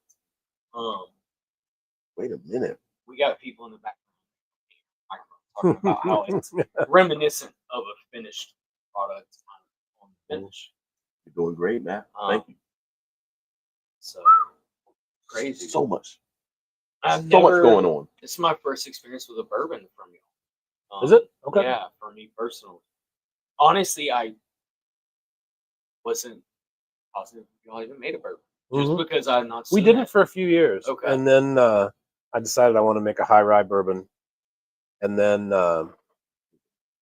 I laid down a few barrels, and just as an experiment, I opened them, and then we changed our production schedule and started making a lot more bourbon because I was really happy with what I was doing. You yourself, because you can look at the brand and see the products and maybe take an educated guess, but you yourself, would you say you lean more towards bourbon or towards rye? If you're sitting at your home, you're going to go pour a dram of something. more likely to go to a bourbon or to go to a rye? Now, mind you, he's hanging out with Dave Pickerel. He's hanging out with Julian Van Winkle III. I tend to gravitate towards ryes. I kind of gravitated to rye back in, I think it was the mid 2000s, and started started really appreciating. I had a couple ryes that really knocked my socks off, and I really kind of started gravitating then. What was this? It was a little mid 2000s, so it was a little harder to find rye back Whistle then. Pig one of these? Whistle Pig was not. It was Okay. actually, there was some Canadian, and I started kind of going from there. Really? And then, of course, I had to try Whistle Pig at that point. But for certain. Yep. Because it seems like Whistle Pig was the game changer for the market here in the U.S. to really get on board with rye, premium rye. Before that Whistle Pig 10 year, where nobody knew what it was Canadian rye whiskey bought across the border into Vermont, finished in brand new American oak, which upped the oak profile. And people are coming in saying, hey, I want this Whistle Pig bourbon. And I initially wanted to argue with them that it's not bourbon, but they were ready to hand over $80, for a rye whiskey. Yeah. I'm like, let me not argue. Sure, whatever it is, it's Whistle Pig. Have it. Right. Have a way. Have a way. See, and Seems like they were a game changer. I grew up so close to Canada that even when I was, of course, of age in Canada, of course, I grew up so close to the border that when we'd go up north to Winnipeg, you learned real quick you asked for a rye, like a rye Coke or a rye ginger, because that was synonymous with whiskey up there. And so kind of grew up on that stuff. But when in my 20s, I was interested in single malt Scotch. I moved to bourbon from there. I still really love bourbon. I still really love Scotch, but I just really started appreciating ryes, and it's been fun to play with them ever since. Yeah. Which I think would be the assumption someone made. Looking at the lineup, we're 3 ryes in before we have our first bourbon. So I was guessing. Make the assumption. Yeah. Absolutely. This malted barley component, I just have a question. Is it the same malted barley component that's in everything else? Yes. It's the same. Exactly. It's the same variety of barley. Right. It's the same malt. Okay. Same maltster. Gotcha. Yep. Okay. That's all from Vertical Malt. And that's in Crookston, Minnesota. It's an hour south of me. Yeah. Okay. Oh, beautiful. That's that guy I was telling you about earlier with the biblical beard. Yeah. His beard grows with his knowledge of malting, or knowledge of barley. He's going to be at ZZ Top one of these days. ZZ Top, absolutely. For sure. So, shout him out. Hey. Cheers, everyone. Thanks for the component of 10% malt across the board in the Rocknar Spirits. So neat. Well, I will say that this production, the first bourbon that we've had after 3 ryes, you really do kind of understand and appreciate how interesting this is, but also how freaking fantastic your terroir is, and how that rye shines in your terroir, and how unique of a bourbon this is. Rye is shining, bourbon, it's not kind of, stuff behind us, from Kentucky or Indiana. It's its own unique approach to the rye. Once again, we are talking about the restraint that's given and some of the intensities of flavor that you can get from other places. There is this coolness about this bourbon that's really interesting. Higher tones of flavor, although it's so clean, as Zoe mentioned. Although it's a winter, cold climate bourbon, this is a mid-Atlantic and southern summertime sipping bourbon for sure. It's so easy. I can imagine that as we're heading into the springtime, the freshness of this bourbon is just so neat, so neat, so neat. I think it coincides with what you're saying, that is half the year we're talking about a cool climate aging, and I think that has an impact as well. You've got the grain, obviously the grain influence is the most predominant thing, but my aging conditions are very different than what's behind me. Indeed, and it does play, of course it plays a role. Wow. The freshness factor is on in this bourbon, folks. It's there's a tenderness about it, but while there's a tenderness, it's not a diluted experience. It doesn't seem watered down. It doesn't seem kind of restrained in the sense that the flavor profile has been reduced. It's still maximum flavor, but it's just elegance in its delivery. Very elegant in its delivery. Very fresh in its delivery. Definitely within the creme brulee-esque realm. The lighter toast note, lighter extraction is all of that. Very neat.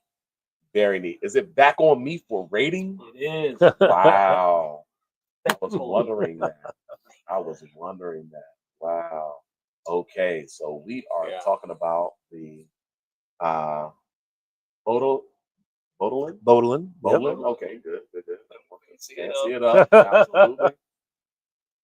I wanted to.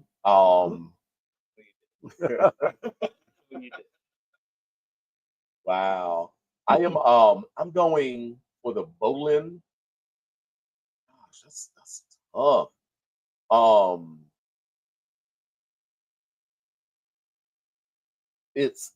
would say it's so unique. It's so well done. It's so elegant. It's so far north. I'm giving it an 8. I'm giving it an 8. Hey. Yeah. That's where I was at an 8 flat on the You're at Bodolin. 8 flat? 8 flat. Yeah. Yeah, I think it's extremely unique. Kind of like I was saying. I mean, I feel like that mash bill hits that interesting area where there's not a lot of people doing, more than low 20-ish% rye in their bourbons. But again, I mean, I think just speaking to that Hazlitt varietal of rye, it shows it's so unique and so different than any competitor on the market. It shows so beautifully in this bourbon. That yeah, I mean, I think flat on it, and it's just a fantastic product. Thank you, gentlemen. No, thank you for making it. So now we're gonna swap over and do a water rinse before we get to our final bottle of the evening from Far North Spirits. Folks, this has been such an amazing time. Gosh. Michael Swanson here, founder, owner of Far North Spirits out of Minnesota, is in the house. His family has farmed this property for over 100 years. He and his wife, shout out to her, oh my gosh, have been creating spirits for, what do we say, 12 years now? 11 years. 11 years? Over 11. And excellent spirits. I've been familiar with their products for probably at least half decade now. I want to say half decade. I haven't gone in to actually find out, exactly when we picked up the Rocknar, that cognac cask finish, your basic, your entry level. Yep. And it was so good early on. And fast forward, gosh, you all have really dialed it in so very well. Thank you. Indeed. But also, M-Dog is back in the house. M-Dog is here, all the way from Bozeman, Montana, out there distilling at that distillery in Bozeman, Montana. He's got the shout out to everybody for sure. He's got the plaid. He's got the boots. Came all the way out here from Whiskey Wednesday. Gotta drive back. Oh, he had the swag. He had the swag before he went out to Bozeman. He was always swagging out. That's for sure. So we're gonna move on, folks, to this little mini bottle. There's a little mini bottle on the table right now. It's the Far North Rocknar single barrel pick by Lanterna Distributing, right here out of the Mid-Atlantic DMV, and it's unique because this is a different rye strain. This is different. So now this is really rare. There are not very many bottles of this because there wasn't very many barrels of this. There was, I think, less than 2 barrels total. Less than and we're 2 talking barrels. 15. So this is a very, very small amount. We gotta give this a shout out. Come on now. What is? So this was a result of the rye study. So Okay. this is a single varietal rye whiskey, and this is 100% rye. There's no rye malt in here because this was before I made this before my maltster knew how to malt rye. Okay. Yeah, and so this is a variety called Kasani. It's a hybrid from Germany. This was a pretty big yielder in the field, very robust. Very strong stalks and about 125 bushels per acre, which is about double what Hazlitt yields. Okay. So a very robust variety. Mashed pretty easy.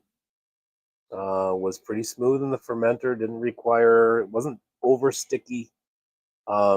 Tasted nice coming off the still. You can see the flavor wheels on the rye study for Kasani. Kind of interesting. You got a German seed company, and the names for their varieties are very Italian sounding. Kind of funny, but Big. The nose big is nose on this. huge on this. Big nose on this. Huge in aromatics, the parfum, the bouquet,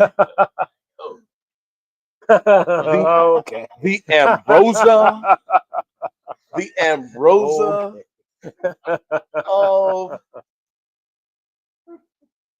wow. No, literally, I'm getting excited. I'm getting hyped up because this is so unique. This is so unique.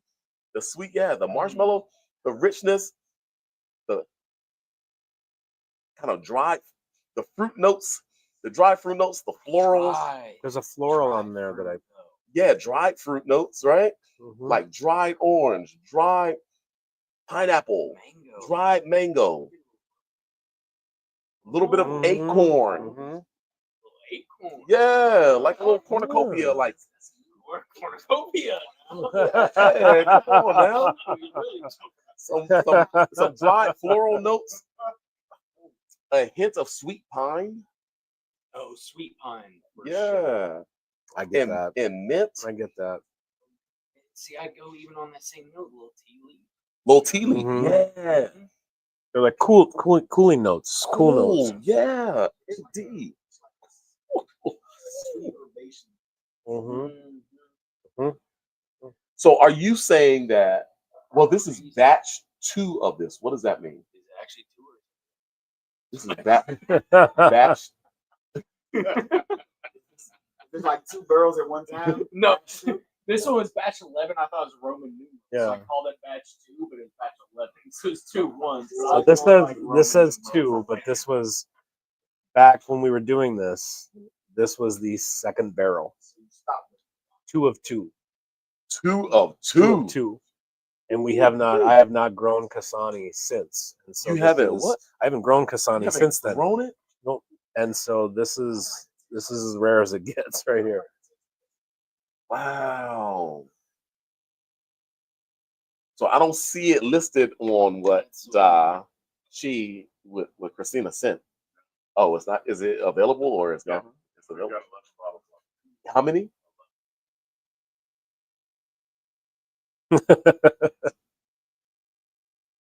And just signal it to me. Please put up one hand. 10, 20, 30, 40, 50. Please put up one hand. Don't put up three. Don't do this and then. No doubt. Okay, I'm sorry, everybody. Let's bring it back in. Oh, wow. But as it opens. Going back to proof Opens point up. again, I don't know if we've said. Oh, this is 94. 94, just 94 on this. I know Oh, that's why? your standard. We're 94 on this. I'm so Yep. sorry. Yep, 94. Oh my gosh, I messed up. I put it somehow. But thank you so very much. Yeah, indeed. I never do that. I never do that. There's a first time for everything. I never do that. First time, absolutely. I'm going to ride on it. I sit in the middle of Well, this. here we have now. I'm sitting next to the guy who has done studies, broken down everything when it comes to grains, rye, or what have you. So once again, you may have already done it, but I'm like literally just so into the aromatics of this. I tasted it once. Hazelnut, I think I have a good foundation of how that hazelnut just really gives such a beautiful higher tone rye, a little bit of a natural kind of sweetness, honey like note. Here, what do we get now? What should the expectation be for this particular strand of rye called the Kasane rye, which you grew on your farm just to make this stuff? Yep. You didn't go out and buy this stuff. You grew it on your farm just to make I it. grew this. What I was the kind of there's a method to the madness here. You know, when I'm showing you what Hazlitt does in all these different capacities, right? So you've got 2-year-old cask finished cognac, cask finished Sauterne, 4-year-old bottle and bond, high rye bourbon, all with the same varieties. Now, when you introduce a different rye variety, which is Kasane, is very different from Hazlitt. Like this is a hybrid, you know. So this was bred under very tightly controlled conditions. Okay. And is a robust, big yielder in the field. You get a very different flavor profile. And that was the whole point of my research right there. Is demonstrating that how this changes across a product line. We do got Christina in the comments asking if Bernie's trying to claim all 11 bottles that might be all 11 is confirmed. All 11. So let the record state all 11 bottles that are left will be here at Chelsea. So Christina, guarantee. Wow. We already say we got a buyer for 2 sitting in the background. So Wow.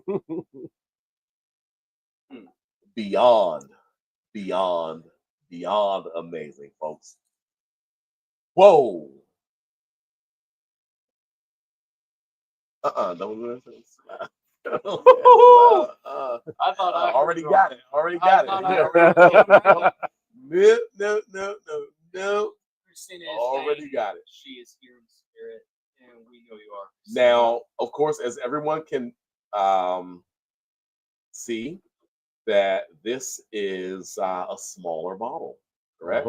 It's a 375 mil. This is a 375 M. Small production. That's two barrels. 2 barrels. Oh, Yep. I'll give all the leg. Oh my gosh. Yeah, small production. Indeed. Wow.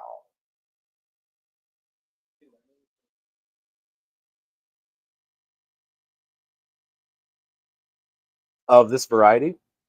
You mean in particular? Just to repeat the question before he answers this. Yeah. Asking Mike if he learned anything from the distilling process of this variety and of this bottle that he would want to use. So. Yeah, I think so like lessons learned with Kasane. Processed really well. Easy mill, easy cook. Nice smooth ferment. Not a lot of issues. I would say pretty forgiving grain. But I would love to see what this looked like coming off of a malt. And then, of course, what I would do now is I'd do about 5% with malt, depending on what that looked like. And I think I would lay this down for I'd lay it down in a large format for probably 4 years, maybe 5, but probably ready in 4. With some of these varieties, you can over oak them and kind of tamp down their subtleties and that kind of bright note that you're getting off this. So yeah, I would do a little bit of malt and a large format barrel, and I think we're talking about I would bottle and bond. This is 18 months. 18 months. 18 months. Wow. So what I did when I did that, 15-gallon barrels. And so what I did when I did my rye study was I wanted to, because my rye study is all about the white whiskey distillate, right? Just the unaged. And what I wanted to do when I put these varieties in barrels was I wanted to eliminate as many variables as I could. And so they all went in 15-gallon barrels that were all coopered at the barrel mill on the same day during the same shift. For a control. And then they all went on the same rack in my barrel room, like right next to each other. And we got radically different flavors coming out of those barrels. And barrel mills barrels are really consistent. You don't get a lot of crazy difference between barrels. You get some, obviously, but their coopering technique is pretty consistent. And so the barrels coming off that rack sat next to each other in the same temperature conditions, same aging conditions for exactly 18 months, and we got very different whiskeys coming out of there. Casani, Brasetto, Forsetti, Oakland, Spooner, Wheeler, Hazlitt, Arus Took. There was all these different rye varieties that we used. And there was one that isn't technically a rye. It's a hybrid between wheat and rye. It's called Triticale. And that had notes of, it was almost grassy. It was like a wheat whiskey. And that was interesting as well. I have a buddy who damn near bought all of it because he's a big wheated bourbon fan. And he grabbed the Triticale real quick. But the rest of the varieties were very, very different. The aged whiskey was so much more different than the white, the unaged. The barrel just amplified all those personalities. It was really cool. Really cool. And I'm going to expand. We do exactly. Question stellar. From someone in the comments. I'm going to expand on their question just a little for you, Mike. Casani Rye worth the investment from a production perspective? So I guess expand on that though. Cost of that varietal versus maybe one of your more standard varietals that you see used in rye whiskeys. Cost difference versus labor aspect of actually growing the crop, whether it requires more water, more certain environment or attentiveness to it, and that cost and labor aspect. Is that worth it for someone, let's say, newer to the game or totally new? If you're gonna grow it, I would say your cost is going to be a little lower because your seed is going to be more expensive, but your yield is going to be higher. Casani yields over 100 bushel per acre. We saw 125, which was about double Hazlitt. Okay. Your inputs are going to be less with rye than with other crops, but that's true across the board. Rye tends to choke out other weeds, and so you don't really need much in the way of herbicide. You want to pay attention to your soil testing. So your fertilizer is going to need to be balanced a little bit because you want decent protein levels, but not too much because you want some starch yield from it. But I would say if you're going to buy Casani, it's a higher yielder, so you might pay less per bushel. or per pound at your distillery for Kasani rye, as opposed to an open pollinated variety that's going to yield less. You're going to need to pay the farmer some more for. So it's there's a decision to be made there depending on your operation. But I would say, it's a good performer. The seed is expensive, but that's the only thing about it that's expensive. There's some cocoa on that. Out of the glass, tasting like Coca-Cola. Oh, cocoa. Okay. All right. Well, we get to it, folks. Matt, come on. I ain't even finished my class. Well, I'll go ahead and jump the gun. Wow, this is such an education about rock. Just ended. It didn't. Okay, yeah, we'll get it in, folks. We've ended on Instagram. Once again, we're just gonna stall just a moment. And do the build up to the final rating of the year. And it's all that's going on, trying to keep you on the edge of your seat. Indeed. For this sensational product. I was looking at that. Oh boy, that's. Yeah, I mean, thank you all for everyone who's tuned in this far in on round 3 of Instagram Live for the website. Literally. Ain't that something? Ain't that something? Ain't that something? Whoa. Crazy. Whoa. Crazy. For sure. Killing it. Folks, whoever's doing the Instagram, it's going to be a hodgepodge. That's not us. Boy. It's all good. We gonna get it one of these days. It's gonna be there. We're gonna have all the information that you need. Back over to me. I should be able to hit the button in a moment. Oh, it's a great time. And gosh, Michael, thank you so very much for being so generous. Absolutely. Thank you, Michael, for being so generous with your time. Absolutely. Gosh, we so appreciate it. This is such a magnificent time, folks. If you didn't know, we are drinking the little baby bottle here, which is a Far North Spirit Rocknar 100% rye. This is 100% rye, but it's not the Hazlitt rye that we know from the other products from Far North. It is the Kasani grain rye. The Kasani rye, Michael, here at Far North, literally had this planted, made only 2 batches of it. Mm-hmm. If we demand more of it, he needs to plant more of it.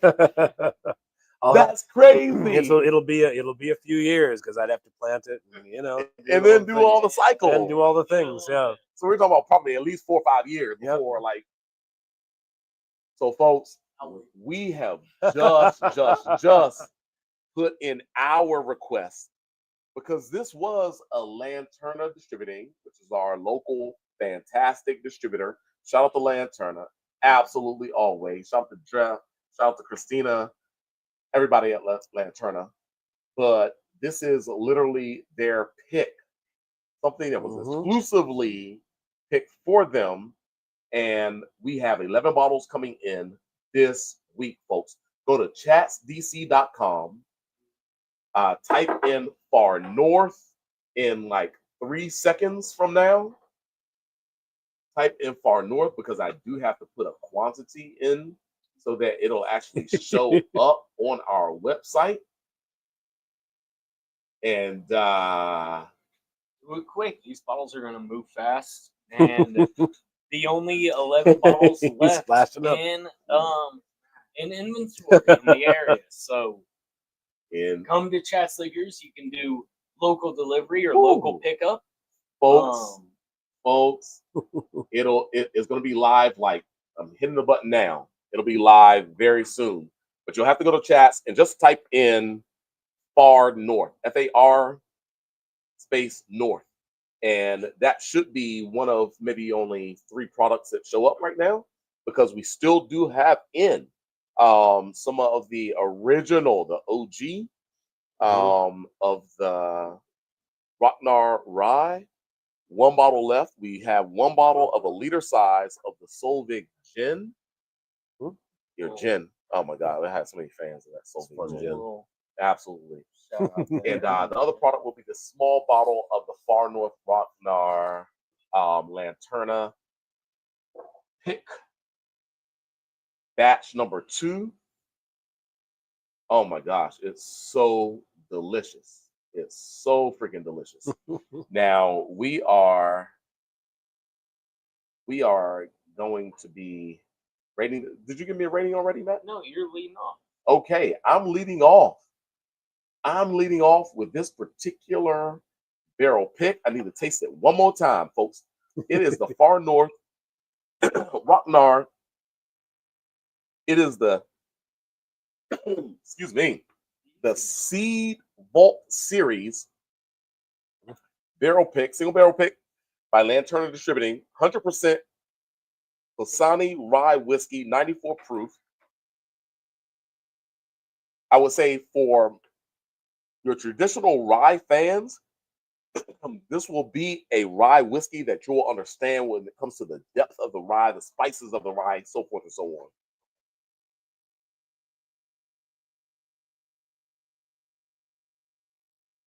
Oh boy. This rye in the small bottle, I'm giving this an 8.5. I'm going 8.5 for this bad boy. Matt, what do you say? Turn it over to you, man. This is phenomenal. Hey, you're not making it anymore, huh? I haven't made it for a while. I gotta rethink this whole thing. I'm an 8.5 to 8.75 on it. Wow. I think it's a fantastic product. You can add me. You know, we got someone in the background, Zoe, saying he wants 2 bottles. The 11 we get in, I want one of them also. I was about to say, the number might say 11 that Bernie's going to have, but I think a few of those might get spoken for before the night's up. So. Yeah, buddy. And then there were 8. Yeah. So, yeah, it's a very limited supply, folks. So gosh, Matt's giving it an 8.5 to 8.75. I'm giving it a strong 8.5. I'm going to even add in a Zoe rating. What's your rating, Zoe? 8.5. Oh, he also okay. Call me a trendsetter. Zoe is in the background. You don't see him on camera, folks, but he is matching that. He is matching that. He and Matt give it a 8.5 to 8.75. I'm giving it a strong 8.5. Oh my goodness. This is terrific. It's literally 100% rye grain. The Kosani rye is the actual rye type, that derivation of rye. Yep, that's the variety. That's the variety that isn't even planted right now. So even if Michael wanted to, he couldn't even produce a batch of this for us later this year, for next year, or even the year after. It'll be years. Yep. It'll be years. Are these seeds frozen? I'm pretty sure it's not growing yet. Oh, okay. That's a great question. Like, okay, no, I'd have to source seed. I'd have to source seed. You'd have to source seed and replant. Yep, I'd have to source seed, plant this September, harvest August of 2026. A year. Yeah, it's a winter crop. So you plant it in the fall, harvest it in the summer, and then I would, mill mash, ferment, and distill, and then lay it down, and then about 4 years later. So this is a 2030. It'd be a 2030 release.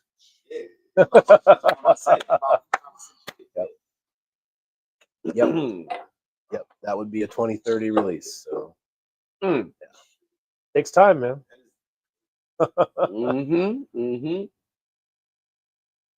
Glad you like it. Wow. Wow. While it has, I would say, more power, the rye really does show up. Now, number one, it is 100% rye. Yep. But in the aromatics, you get the spices in black pepper and some of these things in more intense form. But still, once again, the tea leaf comes forward. A little, right now, a little bit of a citrus, even like a little bit of a lemon, like spritz, just a spritz itself with the tea leaf, the oak, like fresh oak note.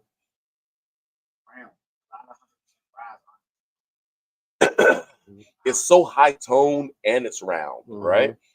And absolutely elegant, super approachable. It's in its own class. It's really in its own class, folks. What I would, when I'm drinking these, I have to admit that I'm going to mention a competitor of yours. Okay,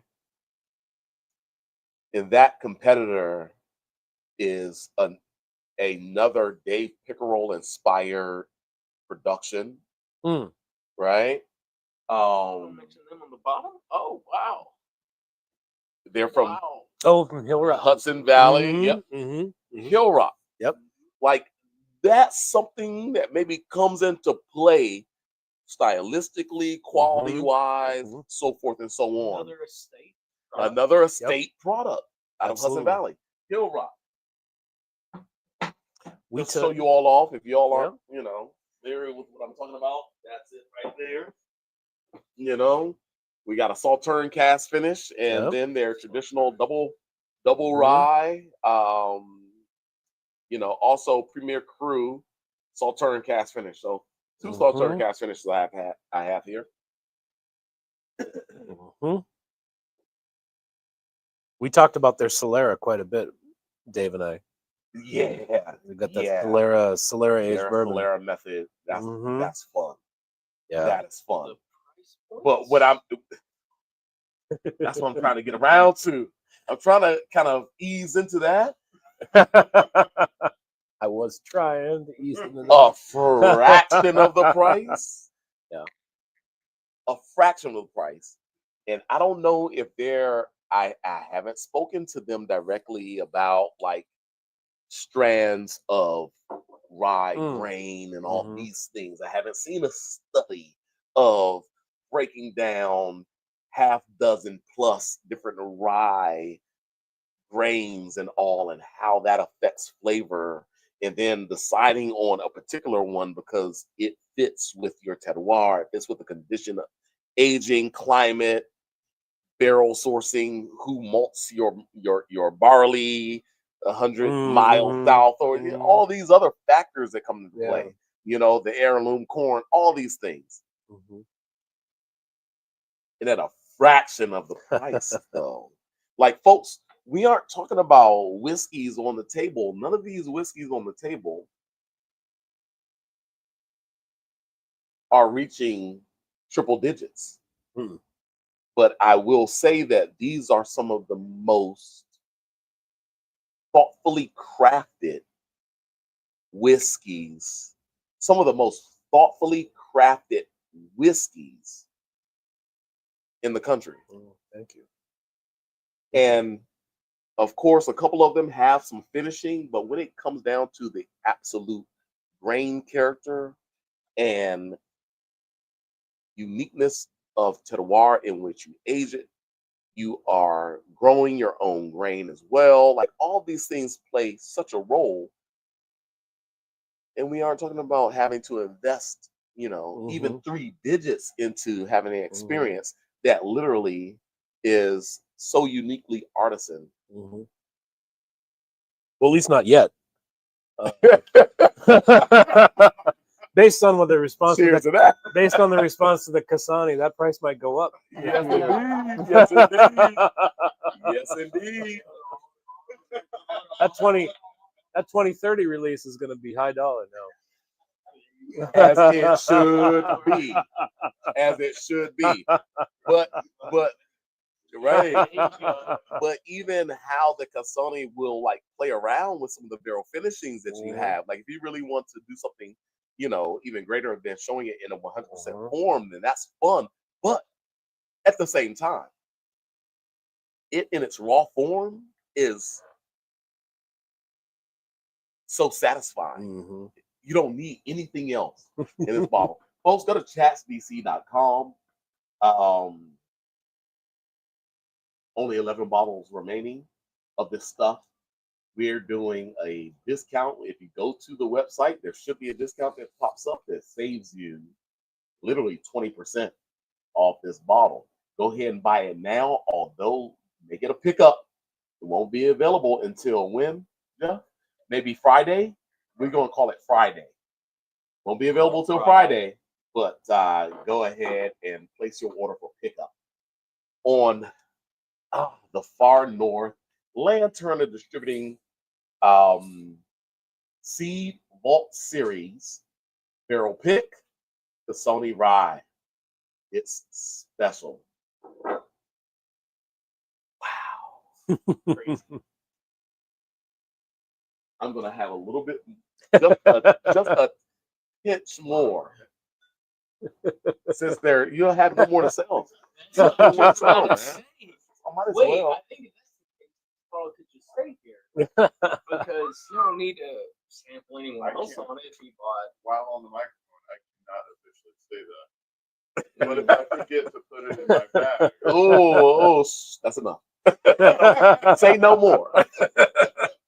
Say no more. That's all we need. Oops, it fell off. It fell.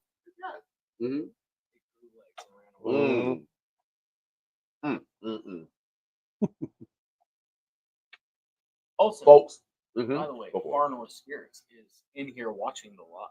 Oh, I don't know who runs your social media. That would be Hi Sherry. Is that Sherry herself? Yeah, that's gonna be Sherry. Hi, sweetie. Hey, Sherry.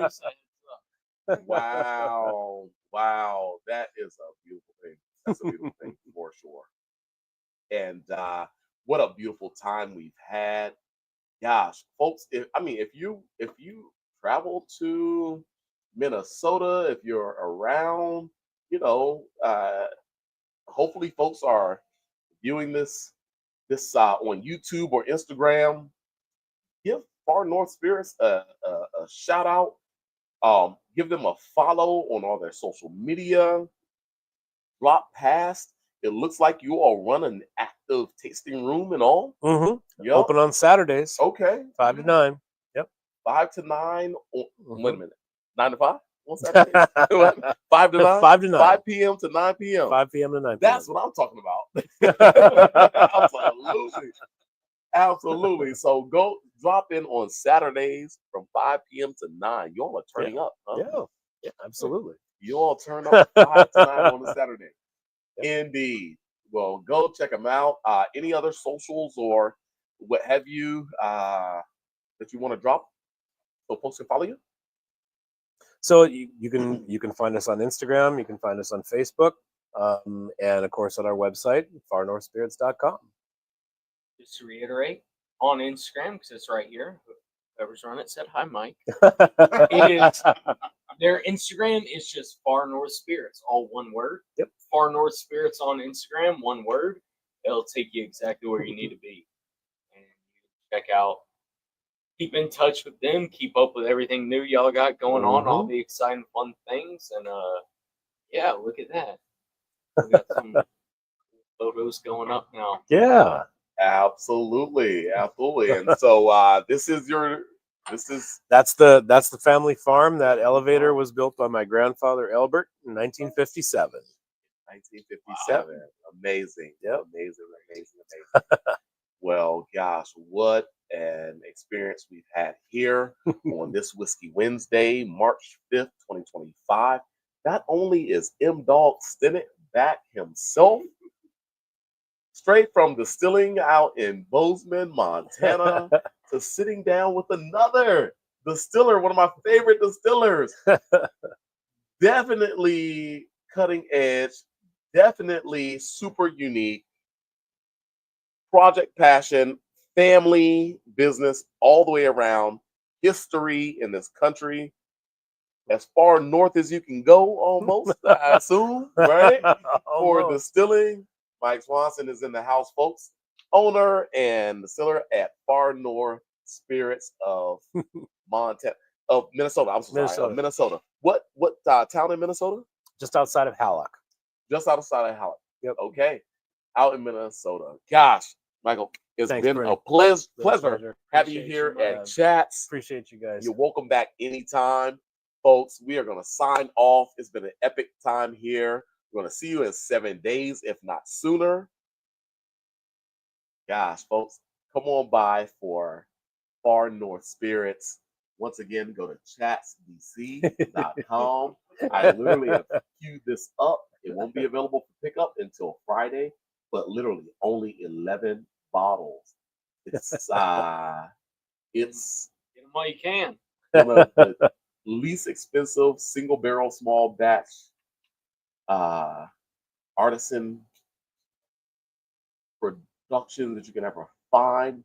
Literally, it's not only small because it's in a small bottle, but he grew this Sony rye for a season or something. I don't know. Made it, and then doesn't have any more of this even growing in his farm, folks. It's that rare. Grab your little mini bottle. It's not expensive at all. None of these bottles are going to cost you an arm and a leg. Only like the tip of your fingernail, which you'll cut off anyway. You know, just that little, when you get your mani-pedi, that's all it is. That's all these bottles cost you, a mani-pedi, folks. Come on by for it.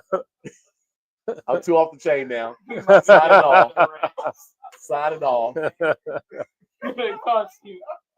And he started to say, mani-pedi.